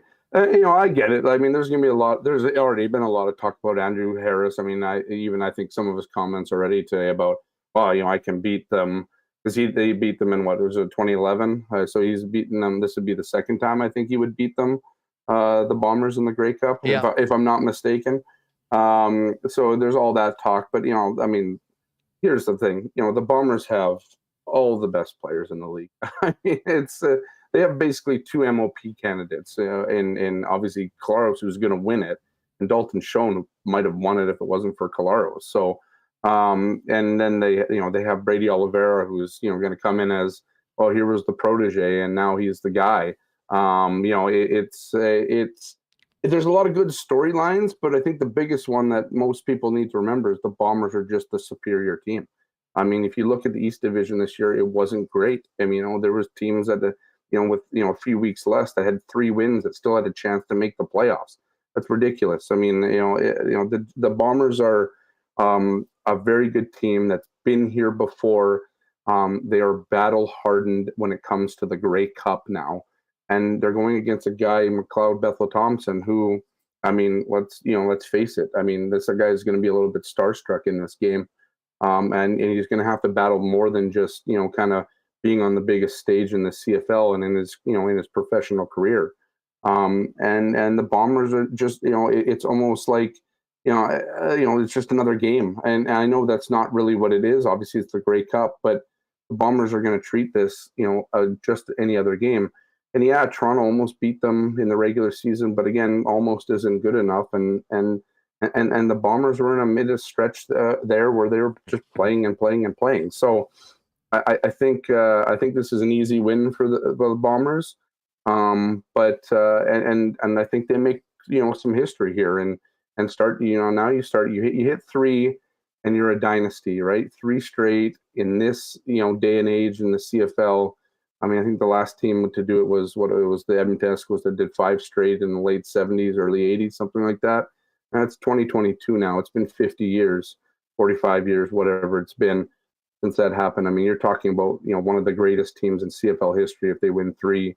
You're probably starting to talk about, one day you're going to have a Mike O'Shea statue outside of IGF. I mean, there's a lot of things on the line. They could start that thing on Monday if they win the game, to be perfectly honest, Scott. Honestly, I agree with you. I mean, this is the thing, like, this Bomber team is just so, like, having been around it enough this year that I was in the last couple years, I'm just, and I've said this on your show before, I'm so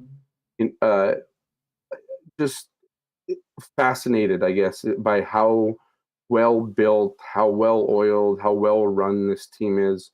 And it's from the backup place, the backup long snapper to, like, Zach Collaros.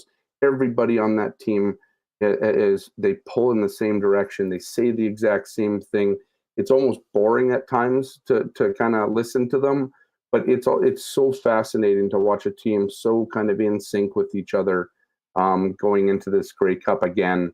And what they've been able to do over the last, I guess it's 3 years with the COVID break. But yeah, it's just, it's fun to watch. And for fans and, even for guys like us who kind of report on it or whatever, it's fun to report on because, I mean, you're in the midst of history right now. And that's always fun to either be a part of as a fan or get to write about or just get to watch. I mean, even for the neutrals that'll be watching this game, I mean, some people want the Bombers to lose perhaps because, you hate seeing I knew this as growing up as a New England fan, everybody wants the Pats to lose and lose and lose.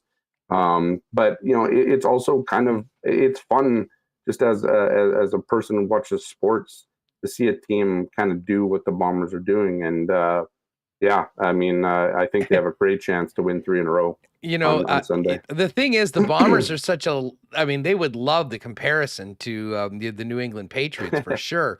The difference is the Bombers are such a likable team, and of course, New England was full of absolute scoundrels and more. No, in all honesty, though, you're exactly right. Yeah. I mean, these are incredible times, and I laugh, with some of the younger people that are in the chat that are just used to the Bombers being great and winning every time they go out there. And listen, it took a long time to get here, and that's why I think Bomber fans of a certain vintage are just savoring every second of it, and certainly everyone that's heading out to Regina for the weekend will take in what the Grey Cup is all about. I'm sure it will be a phenomenal party, as the Grey Cup always is, and then we'll see whether they can finish the job. Hey, before we go, and this is more for the YouTubers, lots of talk about the boxes in behind you right now. Are those hockey cards? No. Are those Magic some the sort of Gathering. collectibles? I'm a nerd. Yeah, I'm a Magic the Gathering nerd. I play. I have for a long time. So yeah, it's there's a lot here. I can there's a lot there. My office is an absolute disaster right now, but I got a bunch here, and there's a bunch on this futon that I'm supposed to actually clean one of these days. But yeah, I have a lot of. I play a lot of Magic the Gathering, so I have a lot of cards, and they're in. Now, are you a Pokemon guy too? No, I'm not. No, I mean I played the games when I was a kid or whatever, but the game was a little too. The card game was just a little too. It was too much for me. I like Magic. It's if you haven't played it before, it's hard to kind of explain. I've had to I have no idea. People. Yeah, but I mean, it's like hockey in terms there are cards that are worth hundreds of thousands of dollars.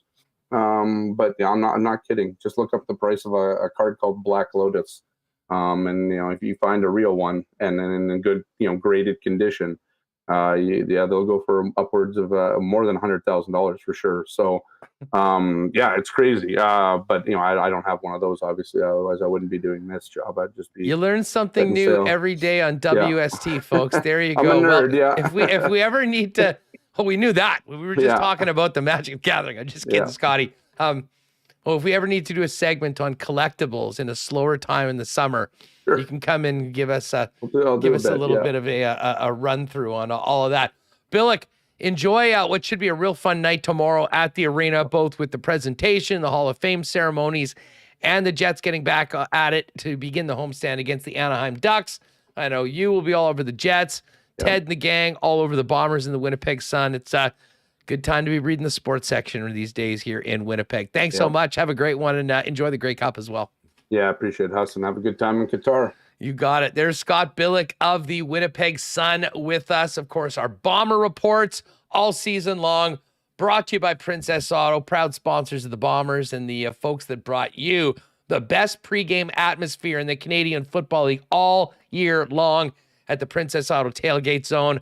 Already excited to get back there next year, and fingers crossed that first game will be once again changing the banner when it comes to another Grey Cup championship. We'll find out on Sunday. Of course, Princess Auto, proud sponsors of WST as well, and the place where you'll find the best assortment of tools and equipment around.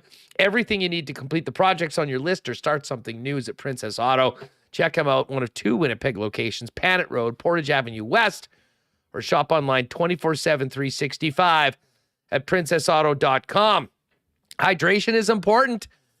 Just ask Ken Weeb. Ken will join us later on this week as well. And of course, Culligan Water, when we're talking hydration and water product services, have been the experts in Manitoba. Family owned and doing it for 65 years. They've got everything you need at Culligan: water softeners, filters, bottled water coolers, whole home systems and drinking water systems, citywide water delivery services, and commercial and industrial water products and solutions. The Culligan man can come to you as well. Of course, they deliver citywide. Find out more by giving them a call at 204-694-5180. You can visit them in person at Culligan at 1200 Sargent Avenue, or find out everything Culligan can do for you, your family, or your business online at drinkculligan.com. Well, hey, it's Grey Cup weekend, gang, and I don't need to tell you, you better stock up on all the good stuff for your Grey Cup party if you aren't heading out to Regina.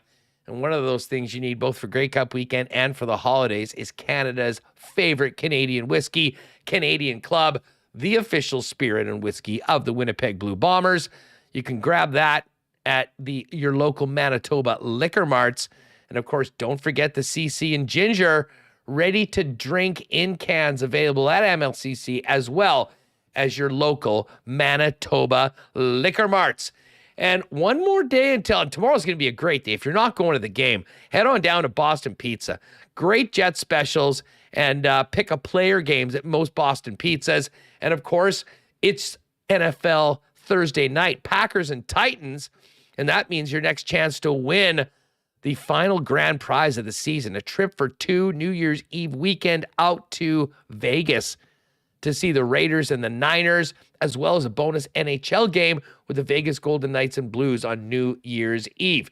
Airfare, hotel, all included. All you have to do is pop by Boston Pizza and enter a ballot during any NFL game. And don't forget, chat on pizza flights, ice cold bud for $5, as well as the new faves off the BP fall menu, the craveable jalapeno popper dip, the spicy buffalo mac and cheese, and the creamy carbonara pizza. All right. Really looking forward to this next conversation, folks. We are very excited about everything going on around the game tomorrow. And that, of course, is Teemu Selanne and Teppo Numminen going into the Winnipeg Jets Hall of Fame. And absolute pleasure to welcome in from the National Hockey League, former Winnipeg Jet, Kris King, to talk about his former teammates going into the Jets Hall. Kinger, thanks so much for doing this. It's great to see and talk to you again. How are you? Well, I'm doing great. Thank you very much for including me. Unfortunately, big night for Teemu and Teppo on the same day. We had a GM's meeting. So Chevy and I were kind of talking yesterday pre-meeting who was in charge out there and who would not check the calendar, because we both wanted to be there, obviously. So I heard it was what they have planned for the few days is amazing, but I think the gala was last night, if I'm not mistaken. Yeah, exactly. The gala was last night.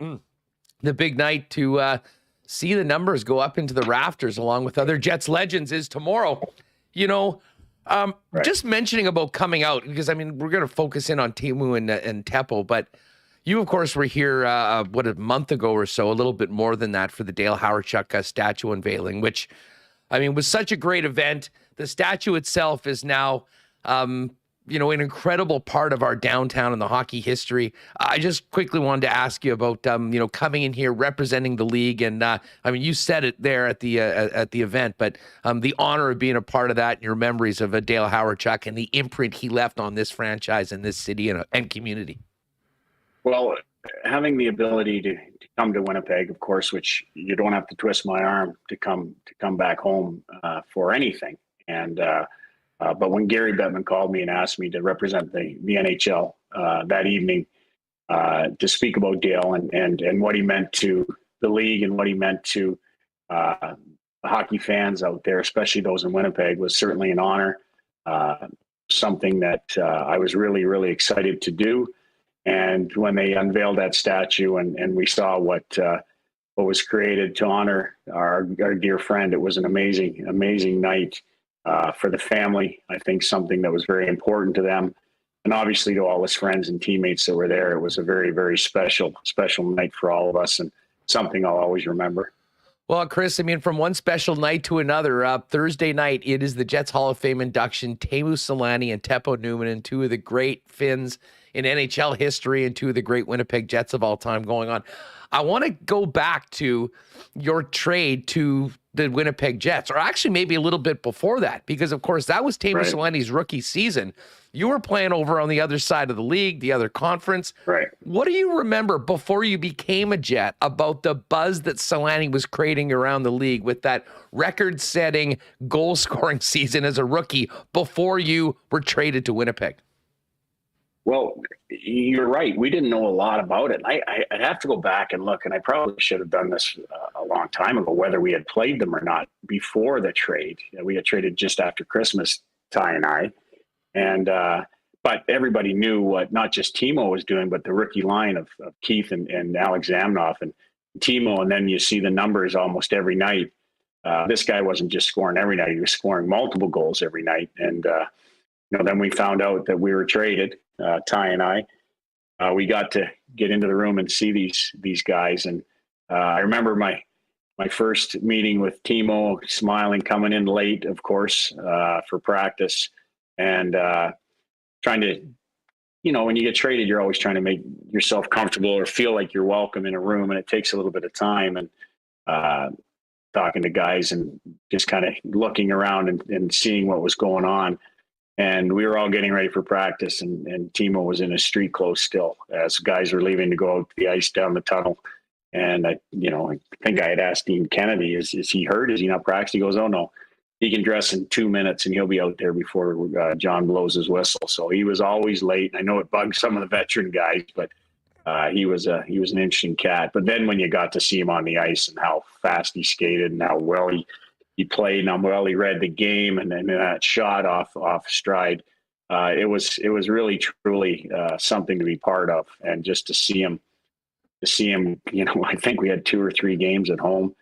And, he was 7 goals away from the record, and there's no way he was going to get 7 in 2 games, and he ended up doing it. And it was just unreal. Like, anytime we thought he couldn't do it, he just did it. And it was really neat to be part of. It would have been a really interesting dynamic for a player that, had played, this was your 3rd team at that time and ended up going elsewhere later on in your career. But you were coming in, adding some toughness, but also some veteran presence to a team that was really being led by a number of guys that were just getting their feet wet in the National Hockey League, and yet playing like veterans and scoring like stars. Well, it's true. And I think when we got comfortable there, and they had some good veteran guys there. Mike Eagles was an honest, hardworking guy, and Dean Kennedy, as I said, and Dave Manson came over, and we knew that the success of that team was going to be the development of the young guys, and we could try to teach them the best we could of what we knew, and they did that. Keith became the leader that he was, and Teemu became the comfortable player he was, and Alex was just so skilled. But it was really, really neat. Kris, you mentioned that week where Selanne was chasing Bossy's record, and there were 2 games at home. I was up in my spot up at the top of the south end in the gods watching the games. And I still remember those games maybe as much as any. I mean, right up there with Dave Ellett's overtime goal and some of the highlights we've had since the team came back. What do you remember about being on that team and just watching a player do things that we've never seen before? And I'm not sure there's ever been a guy get hotter than Selanne was at that point. And it just seemed like anytime the puck was around him, it was going in. And next thing you know, he's throwing the glove up and shooting it down with his stick. Well, I think the city just kind of got caught up in it all. And, I think the media, the fans, and even our teammates made more about it than Teemu did. And I think that's just the kind of person that he was. He just came to the rink and wanted to play. And I don't think he thought too much about it. And when he needed to score, he did. It was absolutely incredible. And I don't know if we'll ever see somebody do that again, the way he did.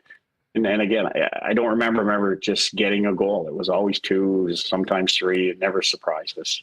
It was unreal. Well, it's easy to talk about all the goals that Teemu Selanne scored, and part of the reason why he was such a popular player, obviously his personality and off ice.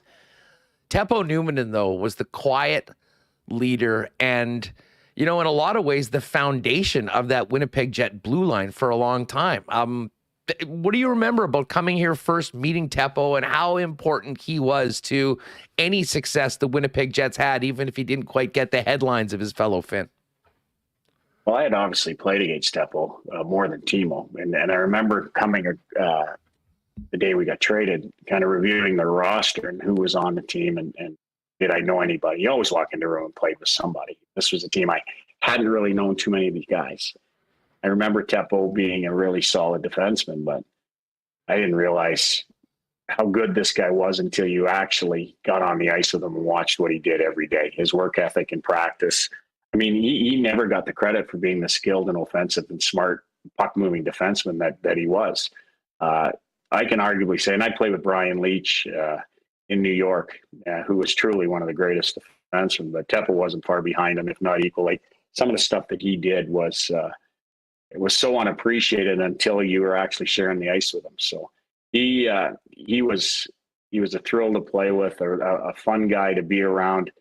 A very quiet guy, as I think you had mentioned, but he's one of my favorite people in the game. And I was lucky enough to see him a couple of weeks ago in Tampa when we were there with the Avalanche and the Blue Jackets. And the only reason he came to the game, that cheap guy, is I got him 4 free tickets. So, you know what? A lot of Winnipeg fans, listen, when the team left, there was a lot of people that got a little detached from the National Hockey League for a little while, particularly the Coyotes.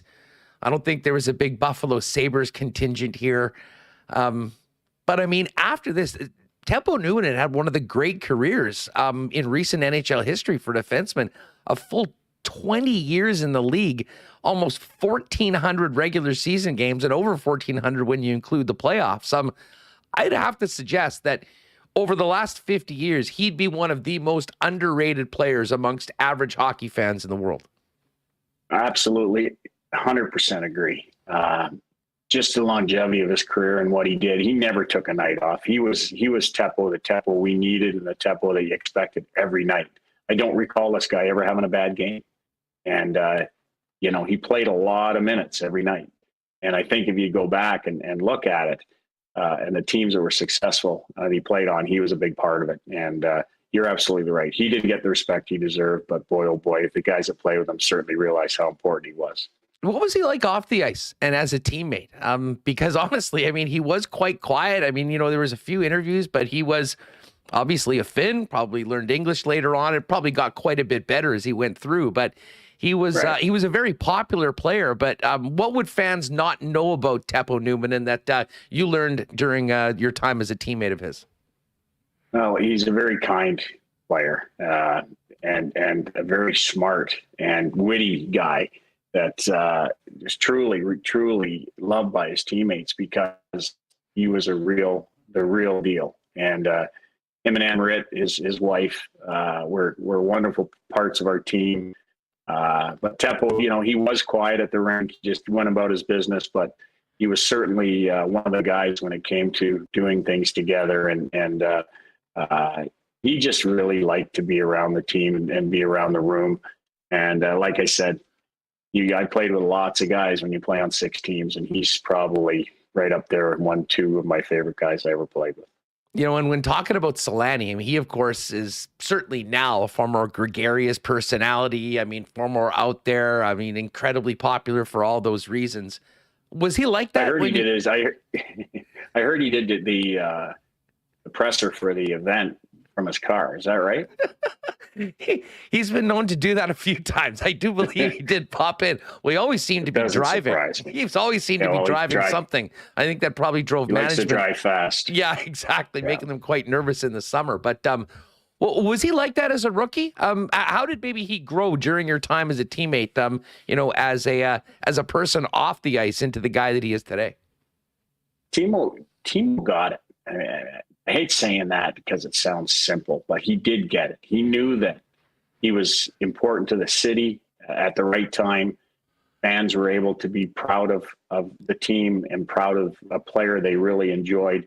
And he liked it there, and he liked his fans, and he spent lots of time with his fans doing the right thing.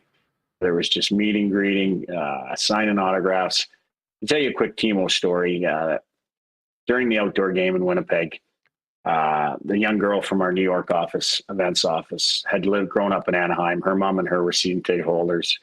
She had told me that her mom was battling cancer, and that when Teemu signed something for her mom, it'd mean a lot to her. So I pulled Teemu aside and I told him the story. He says, "Well, go get Samantha. Let's talk to her." And he said, "I'm sorry to hear that. Do you have your phone?"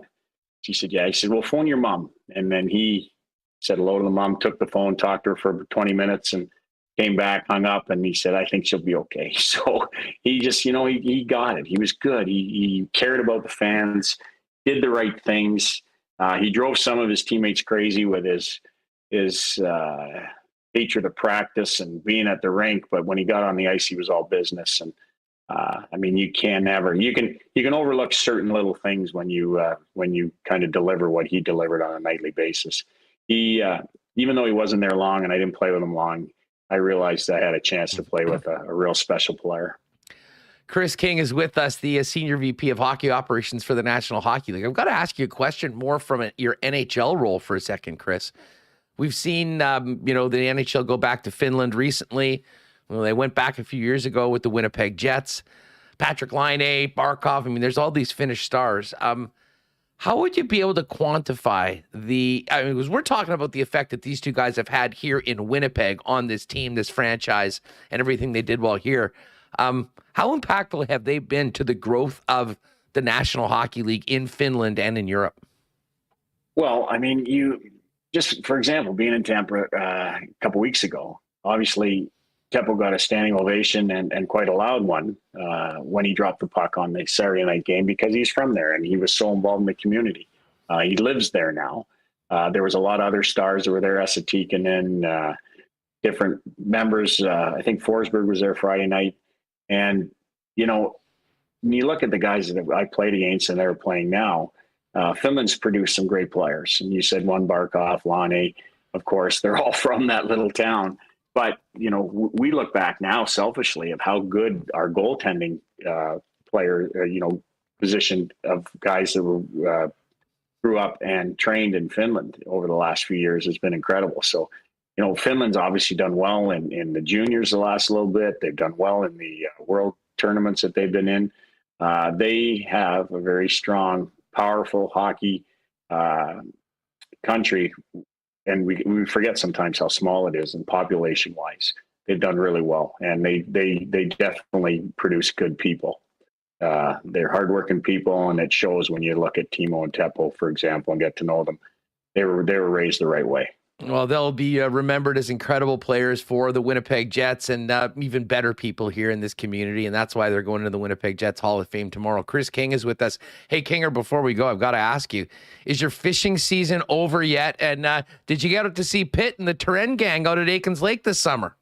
No, this year was my off year. So I did. Where's my camera? Show you something. I don't know if this is going to work, but there you go. Oh, we can see it. Yeah, so I got that Friday. Okay? Come on. So Pitt's Pitt was busting my balls there about a week ago, and he always bothered me after the camp closed that they were on the moose hunt, and I was working and I could never be part of it. And then he says he takes this trip with all his buddies and some of the old guides that I know from Aikens over to Lake of the Woods to chase these big muskies. And he sent me a picture. Oh, look at my 42-incher. So I showed him this 50-incher I caught on Friday up here in Ontario. And then hang on, see if I can find this one too. So this is a bit of a brag session for me, and I apologize. I'm a bit of an idiot, but oh yeah, that's what it's all about. Hang on, yeah. So you might be able to see the heart on this, but this was this is COVID. So good Lord, that was 52 inches, and so it's got nothing on me, brother. So I am an unofficial guide at Aikens Lake, but I am taking my wife and my brother and his fiance back there this summer. It's my turn. So. Well, we'll get out there as well. Maybe if we're lucky, our paths will cross out there. That would be great, bud. How long did it take to pull in that monster? 52 inches. I can't even wrap my head around that. Yeah, the one a couple of years ago, and that might have been the only good thing that came out of COVID. I was able to go fishing and chase them for a week, but that one was a little bit longer. But we're fishing with steel line and dragging big lures. So, as you well know, from being a fisherman, when you get something that big, you don't want to fight them too long because they're smart. They don't get that big because they're stupid. So that one was probably a minute and a half. The one I got the other day actually came in with like 30 seconds, but we saw it on our electronics chasing bait fish, and 10 seconds after my buddy pointed out to me that she hit, and I had her in about 30 seconds. So, the little skills you learn at Aikens Lake, right? Work fast, no doubt about it. Well, Kris, listen, thanks so much for doing this. I do hope we cross paths next summer, but in the meantime, all the best to you and everything going on with your work with the National Hockey League. Thanks so much for talking about the two newest inductees of the Jets Hall of Fame as of Thursday night in Teemu Selanne and Teppo Numminen. And obviously it was great to see you back here when we honored Dale Howard-Chuck a couple months ago. Hey, let me ask you, how often's Lolly bugging you?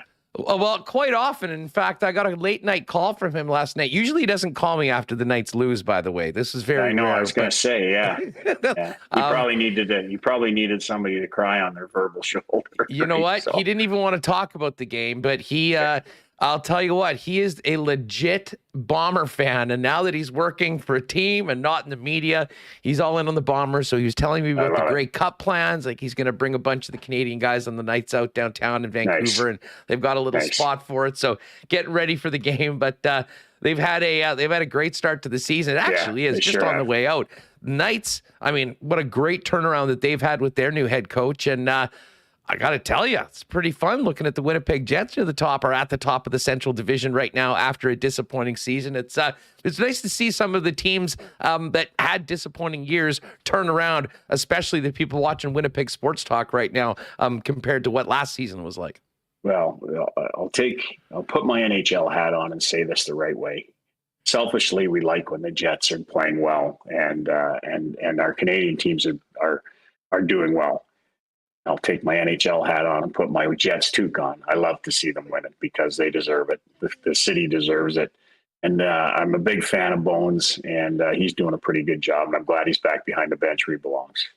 And I know Scotty did a hell of a job when he wasn't there. So it's a great vibe around this team right now. We're really looking forward to this game against the Ducks and a little Saturday night game with Sidney Crosby and the Penguins and the Hurricanes, and we'll see if they can keep it going. But it's been a great start to the season. I think something that the team and the fan base really needed, and we'll see what happens this weekend. But first things first, we honor Teemu Selanne and Teppo Numminen and two Jets greats tomorrow into the Jets Hall of Fame. Kris, thanks so much for the time. We really appreciate it. Be well, and we'll talk to you soon.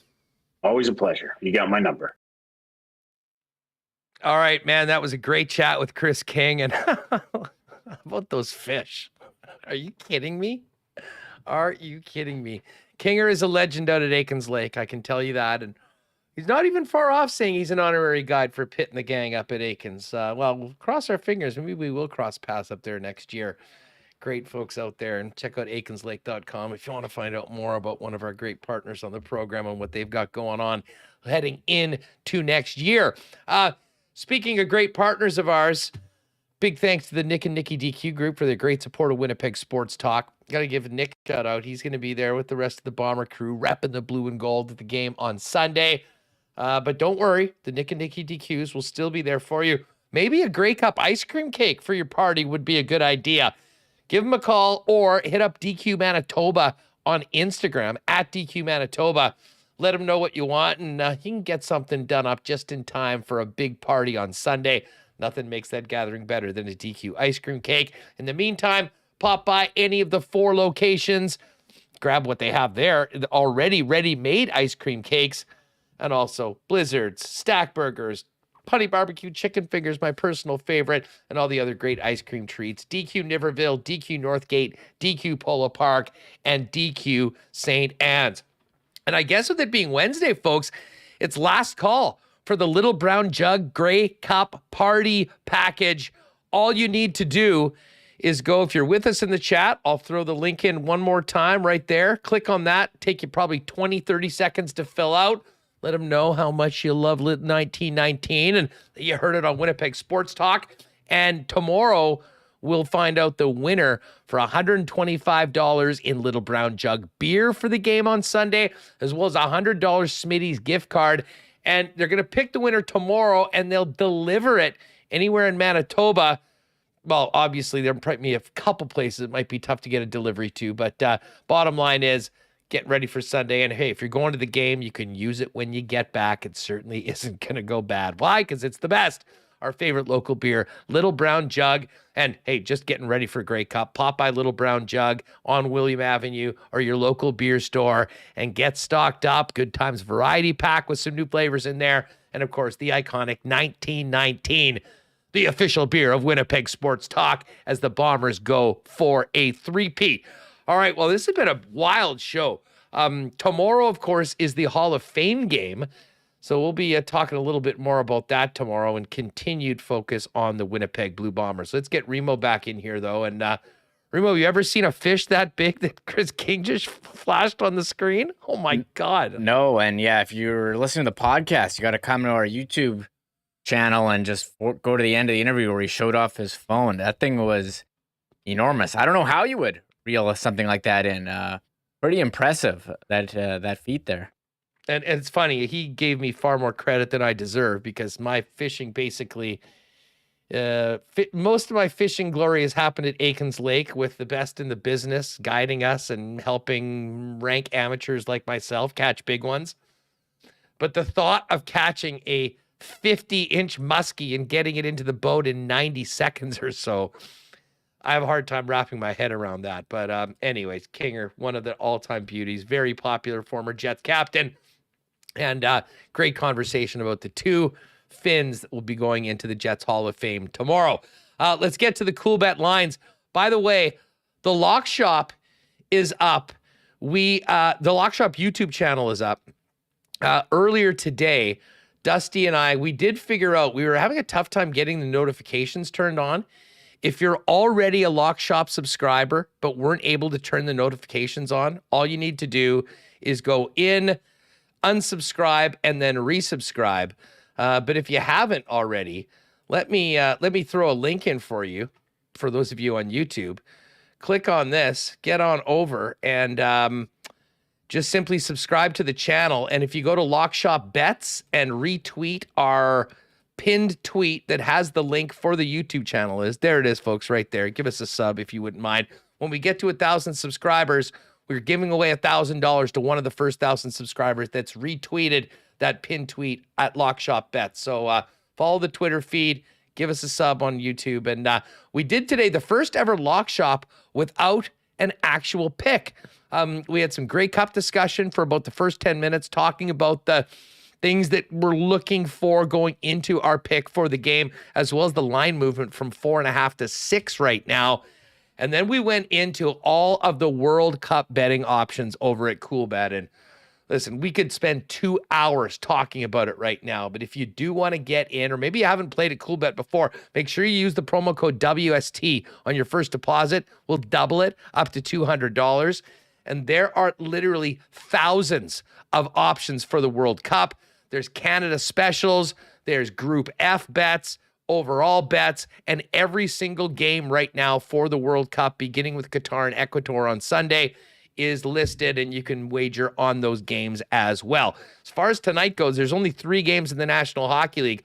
Buffalo killed me last night, losing at home to the Canucks.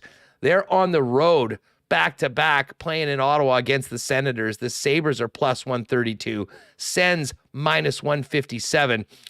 The Blues and Blackhawks go at it in a Central Division matchup. Blues minus 178. Chicago plus 150. And the Kings and Oilers in the late game. That's a 9 o'clock Winnipeg start. Kings plus 121. And the Oil minus 142. Remo, anything else you want to get to before the end of the program? We get these pods up. I don't know if I had too much on my list. Someone asked if we already talked about the Oscar Hernandez trade. Oscar gone. A lot of Jays fans choked. I think you got to wait and see what they're going to do. Who they're going to get in the outfield, who they get to replace him. They got some relief help, and hopefully, for Jays fans, Eric Swanson can replicate what he did last season because he was solid. Numbers are pretty solid there for Seattle. But no, I'm looking forward to these games tonight, Edmonton and the Kings. You know, one thing we haven't really touched on this week was Hockey Hall of Fame inductions. But who's going to get in? Who cares about this year? This year already happened. But who's going to get in next year? We're already on to the next year Hall of Fame. And some of the first-time candidates, and they don't exactly move the needle, Hassan. You wonder if some of these longtime guys who've been waiting for a while, like Alex McGillney, Curtis Joseph, I think those two should be in, but we'll have to see what happens going forward. But it was a nice weekend of the Hall of Fame stuff. We didn't touch too much on it. I love this year's class. I mean, I'm a all-time fan of the Sedins.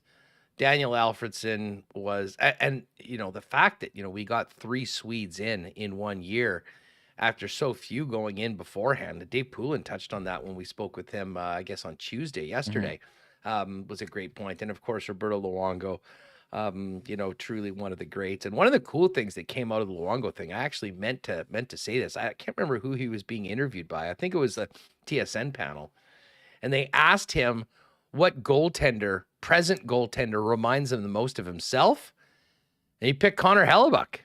That reminded him the most of himself. And I guess that's pretty honorable, nice honor for Helly to be compared to a guy that was at the top of his game for so long, and of course is now a member of the Hockey Hall of Fame. Yeah, a lot of great memories of the Sedins and Luongo with the 2011 Vancouver Canucks, who fell just short in Game 7 of the Stanley Cup Final. But I've been enjoying seeing all the highlights, and nothing makes you feel older, Hassan. The players you grew up watching, all getting into the Hockey Hall of Fame, and all of their kids being in professional league. So yeah, exactly. Now playing as well. Now playing. So it's in all sports. The NHL, NBA, NFL. It's crazy. So we didn't touch too much on that. I figured I would touch that in, but no, I don't think I have anything else too pressing here. Listen, it's all about the Bombers. It's all about the Jets right now. Connor Bedard coming in to take on the Ice tomorrow night. By the way, congratulations to the winners again from yesterday's wheel. Might bang another one out tomorrow for some tickets for the weekend. Just make sure you're tuned in live on the YouTube channel. And again, for those of you that were wondering about your chance, if you're listening on the podcast and haven't yet, go to our Instagram page at Sports Talk WPG for a link for your last chance to enter for that Grey Cup prize party pack by filling out that very short 20-second survey from Little Brown Jug. It is greatly appreciated by myself and Michael Remis. That is going to do it for us today, gang. Tomorrow on the show, we'll have Brandon Rowicki jump on the program. We will certainly talk a little more Grey Cup and have some guests to talk Bombers, Argos coming up for the game on Sunday. And, of course, much more on the Winnipeg Jets. We'll hear from Rick Bowness, get ready for tomorrow night's game, and a little bit more on the honorees going in to the Jets Hall of Fame in Teemu, Selanne and Teppo Numminen. Thanks very much to the sponsors that make this show happen each and every day, and all of you for making us a part of your day. Have a great one tonight, and we'll see you tomorrow on Hall of Fame Game Day in Winnipeg, and more on the Bombers as they get ready to go for the three-peat Sunday in Regina. This has been Winnipeg Sports Talk Daily. We'll catch you tomorrow, and thanks for being with us. Oh, my God! Oh! Shut it down! Let's go home! Thanks for tuning in to Winnipeg Sports Talk Daily. Make sure to subscribe on YouTube and your favorite podcast feed at winnipegsportstalk.com.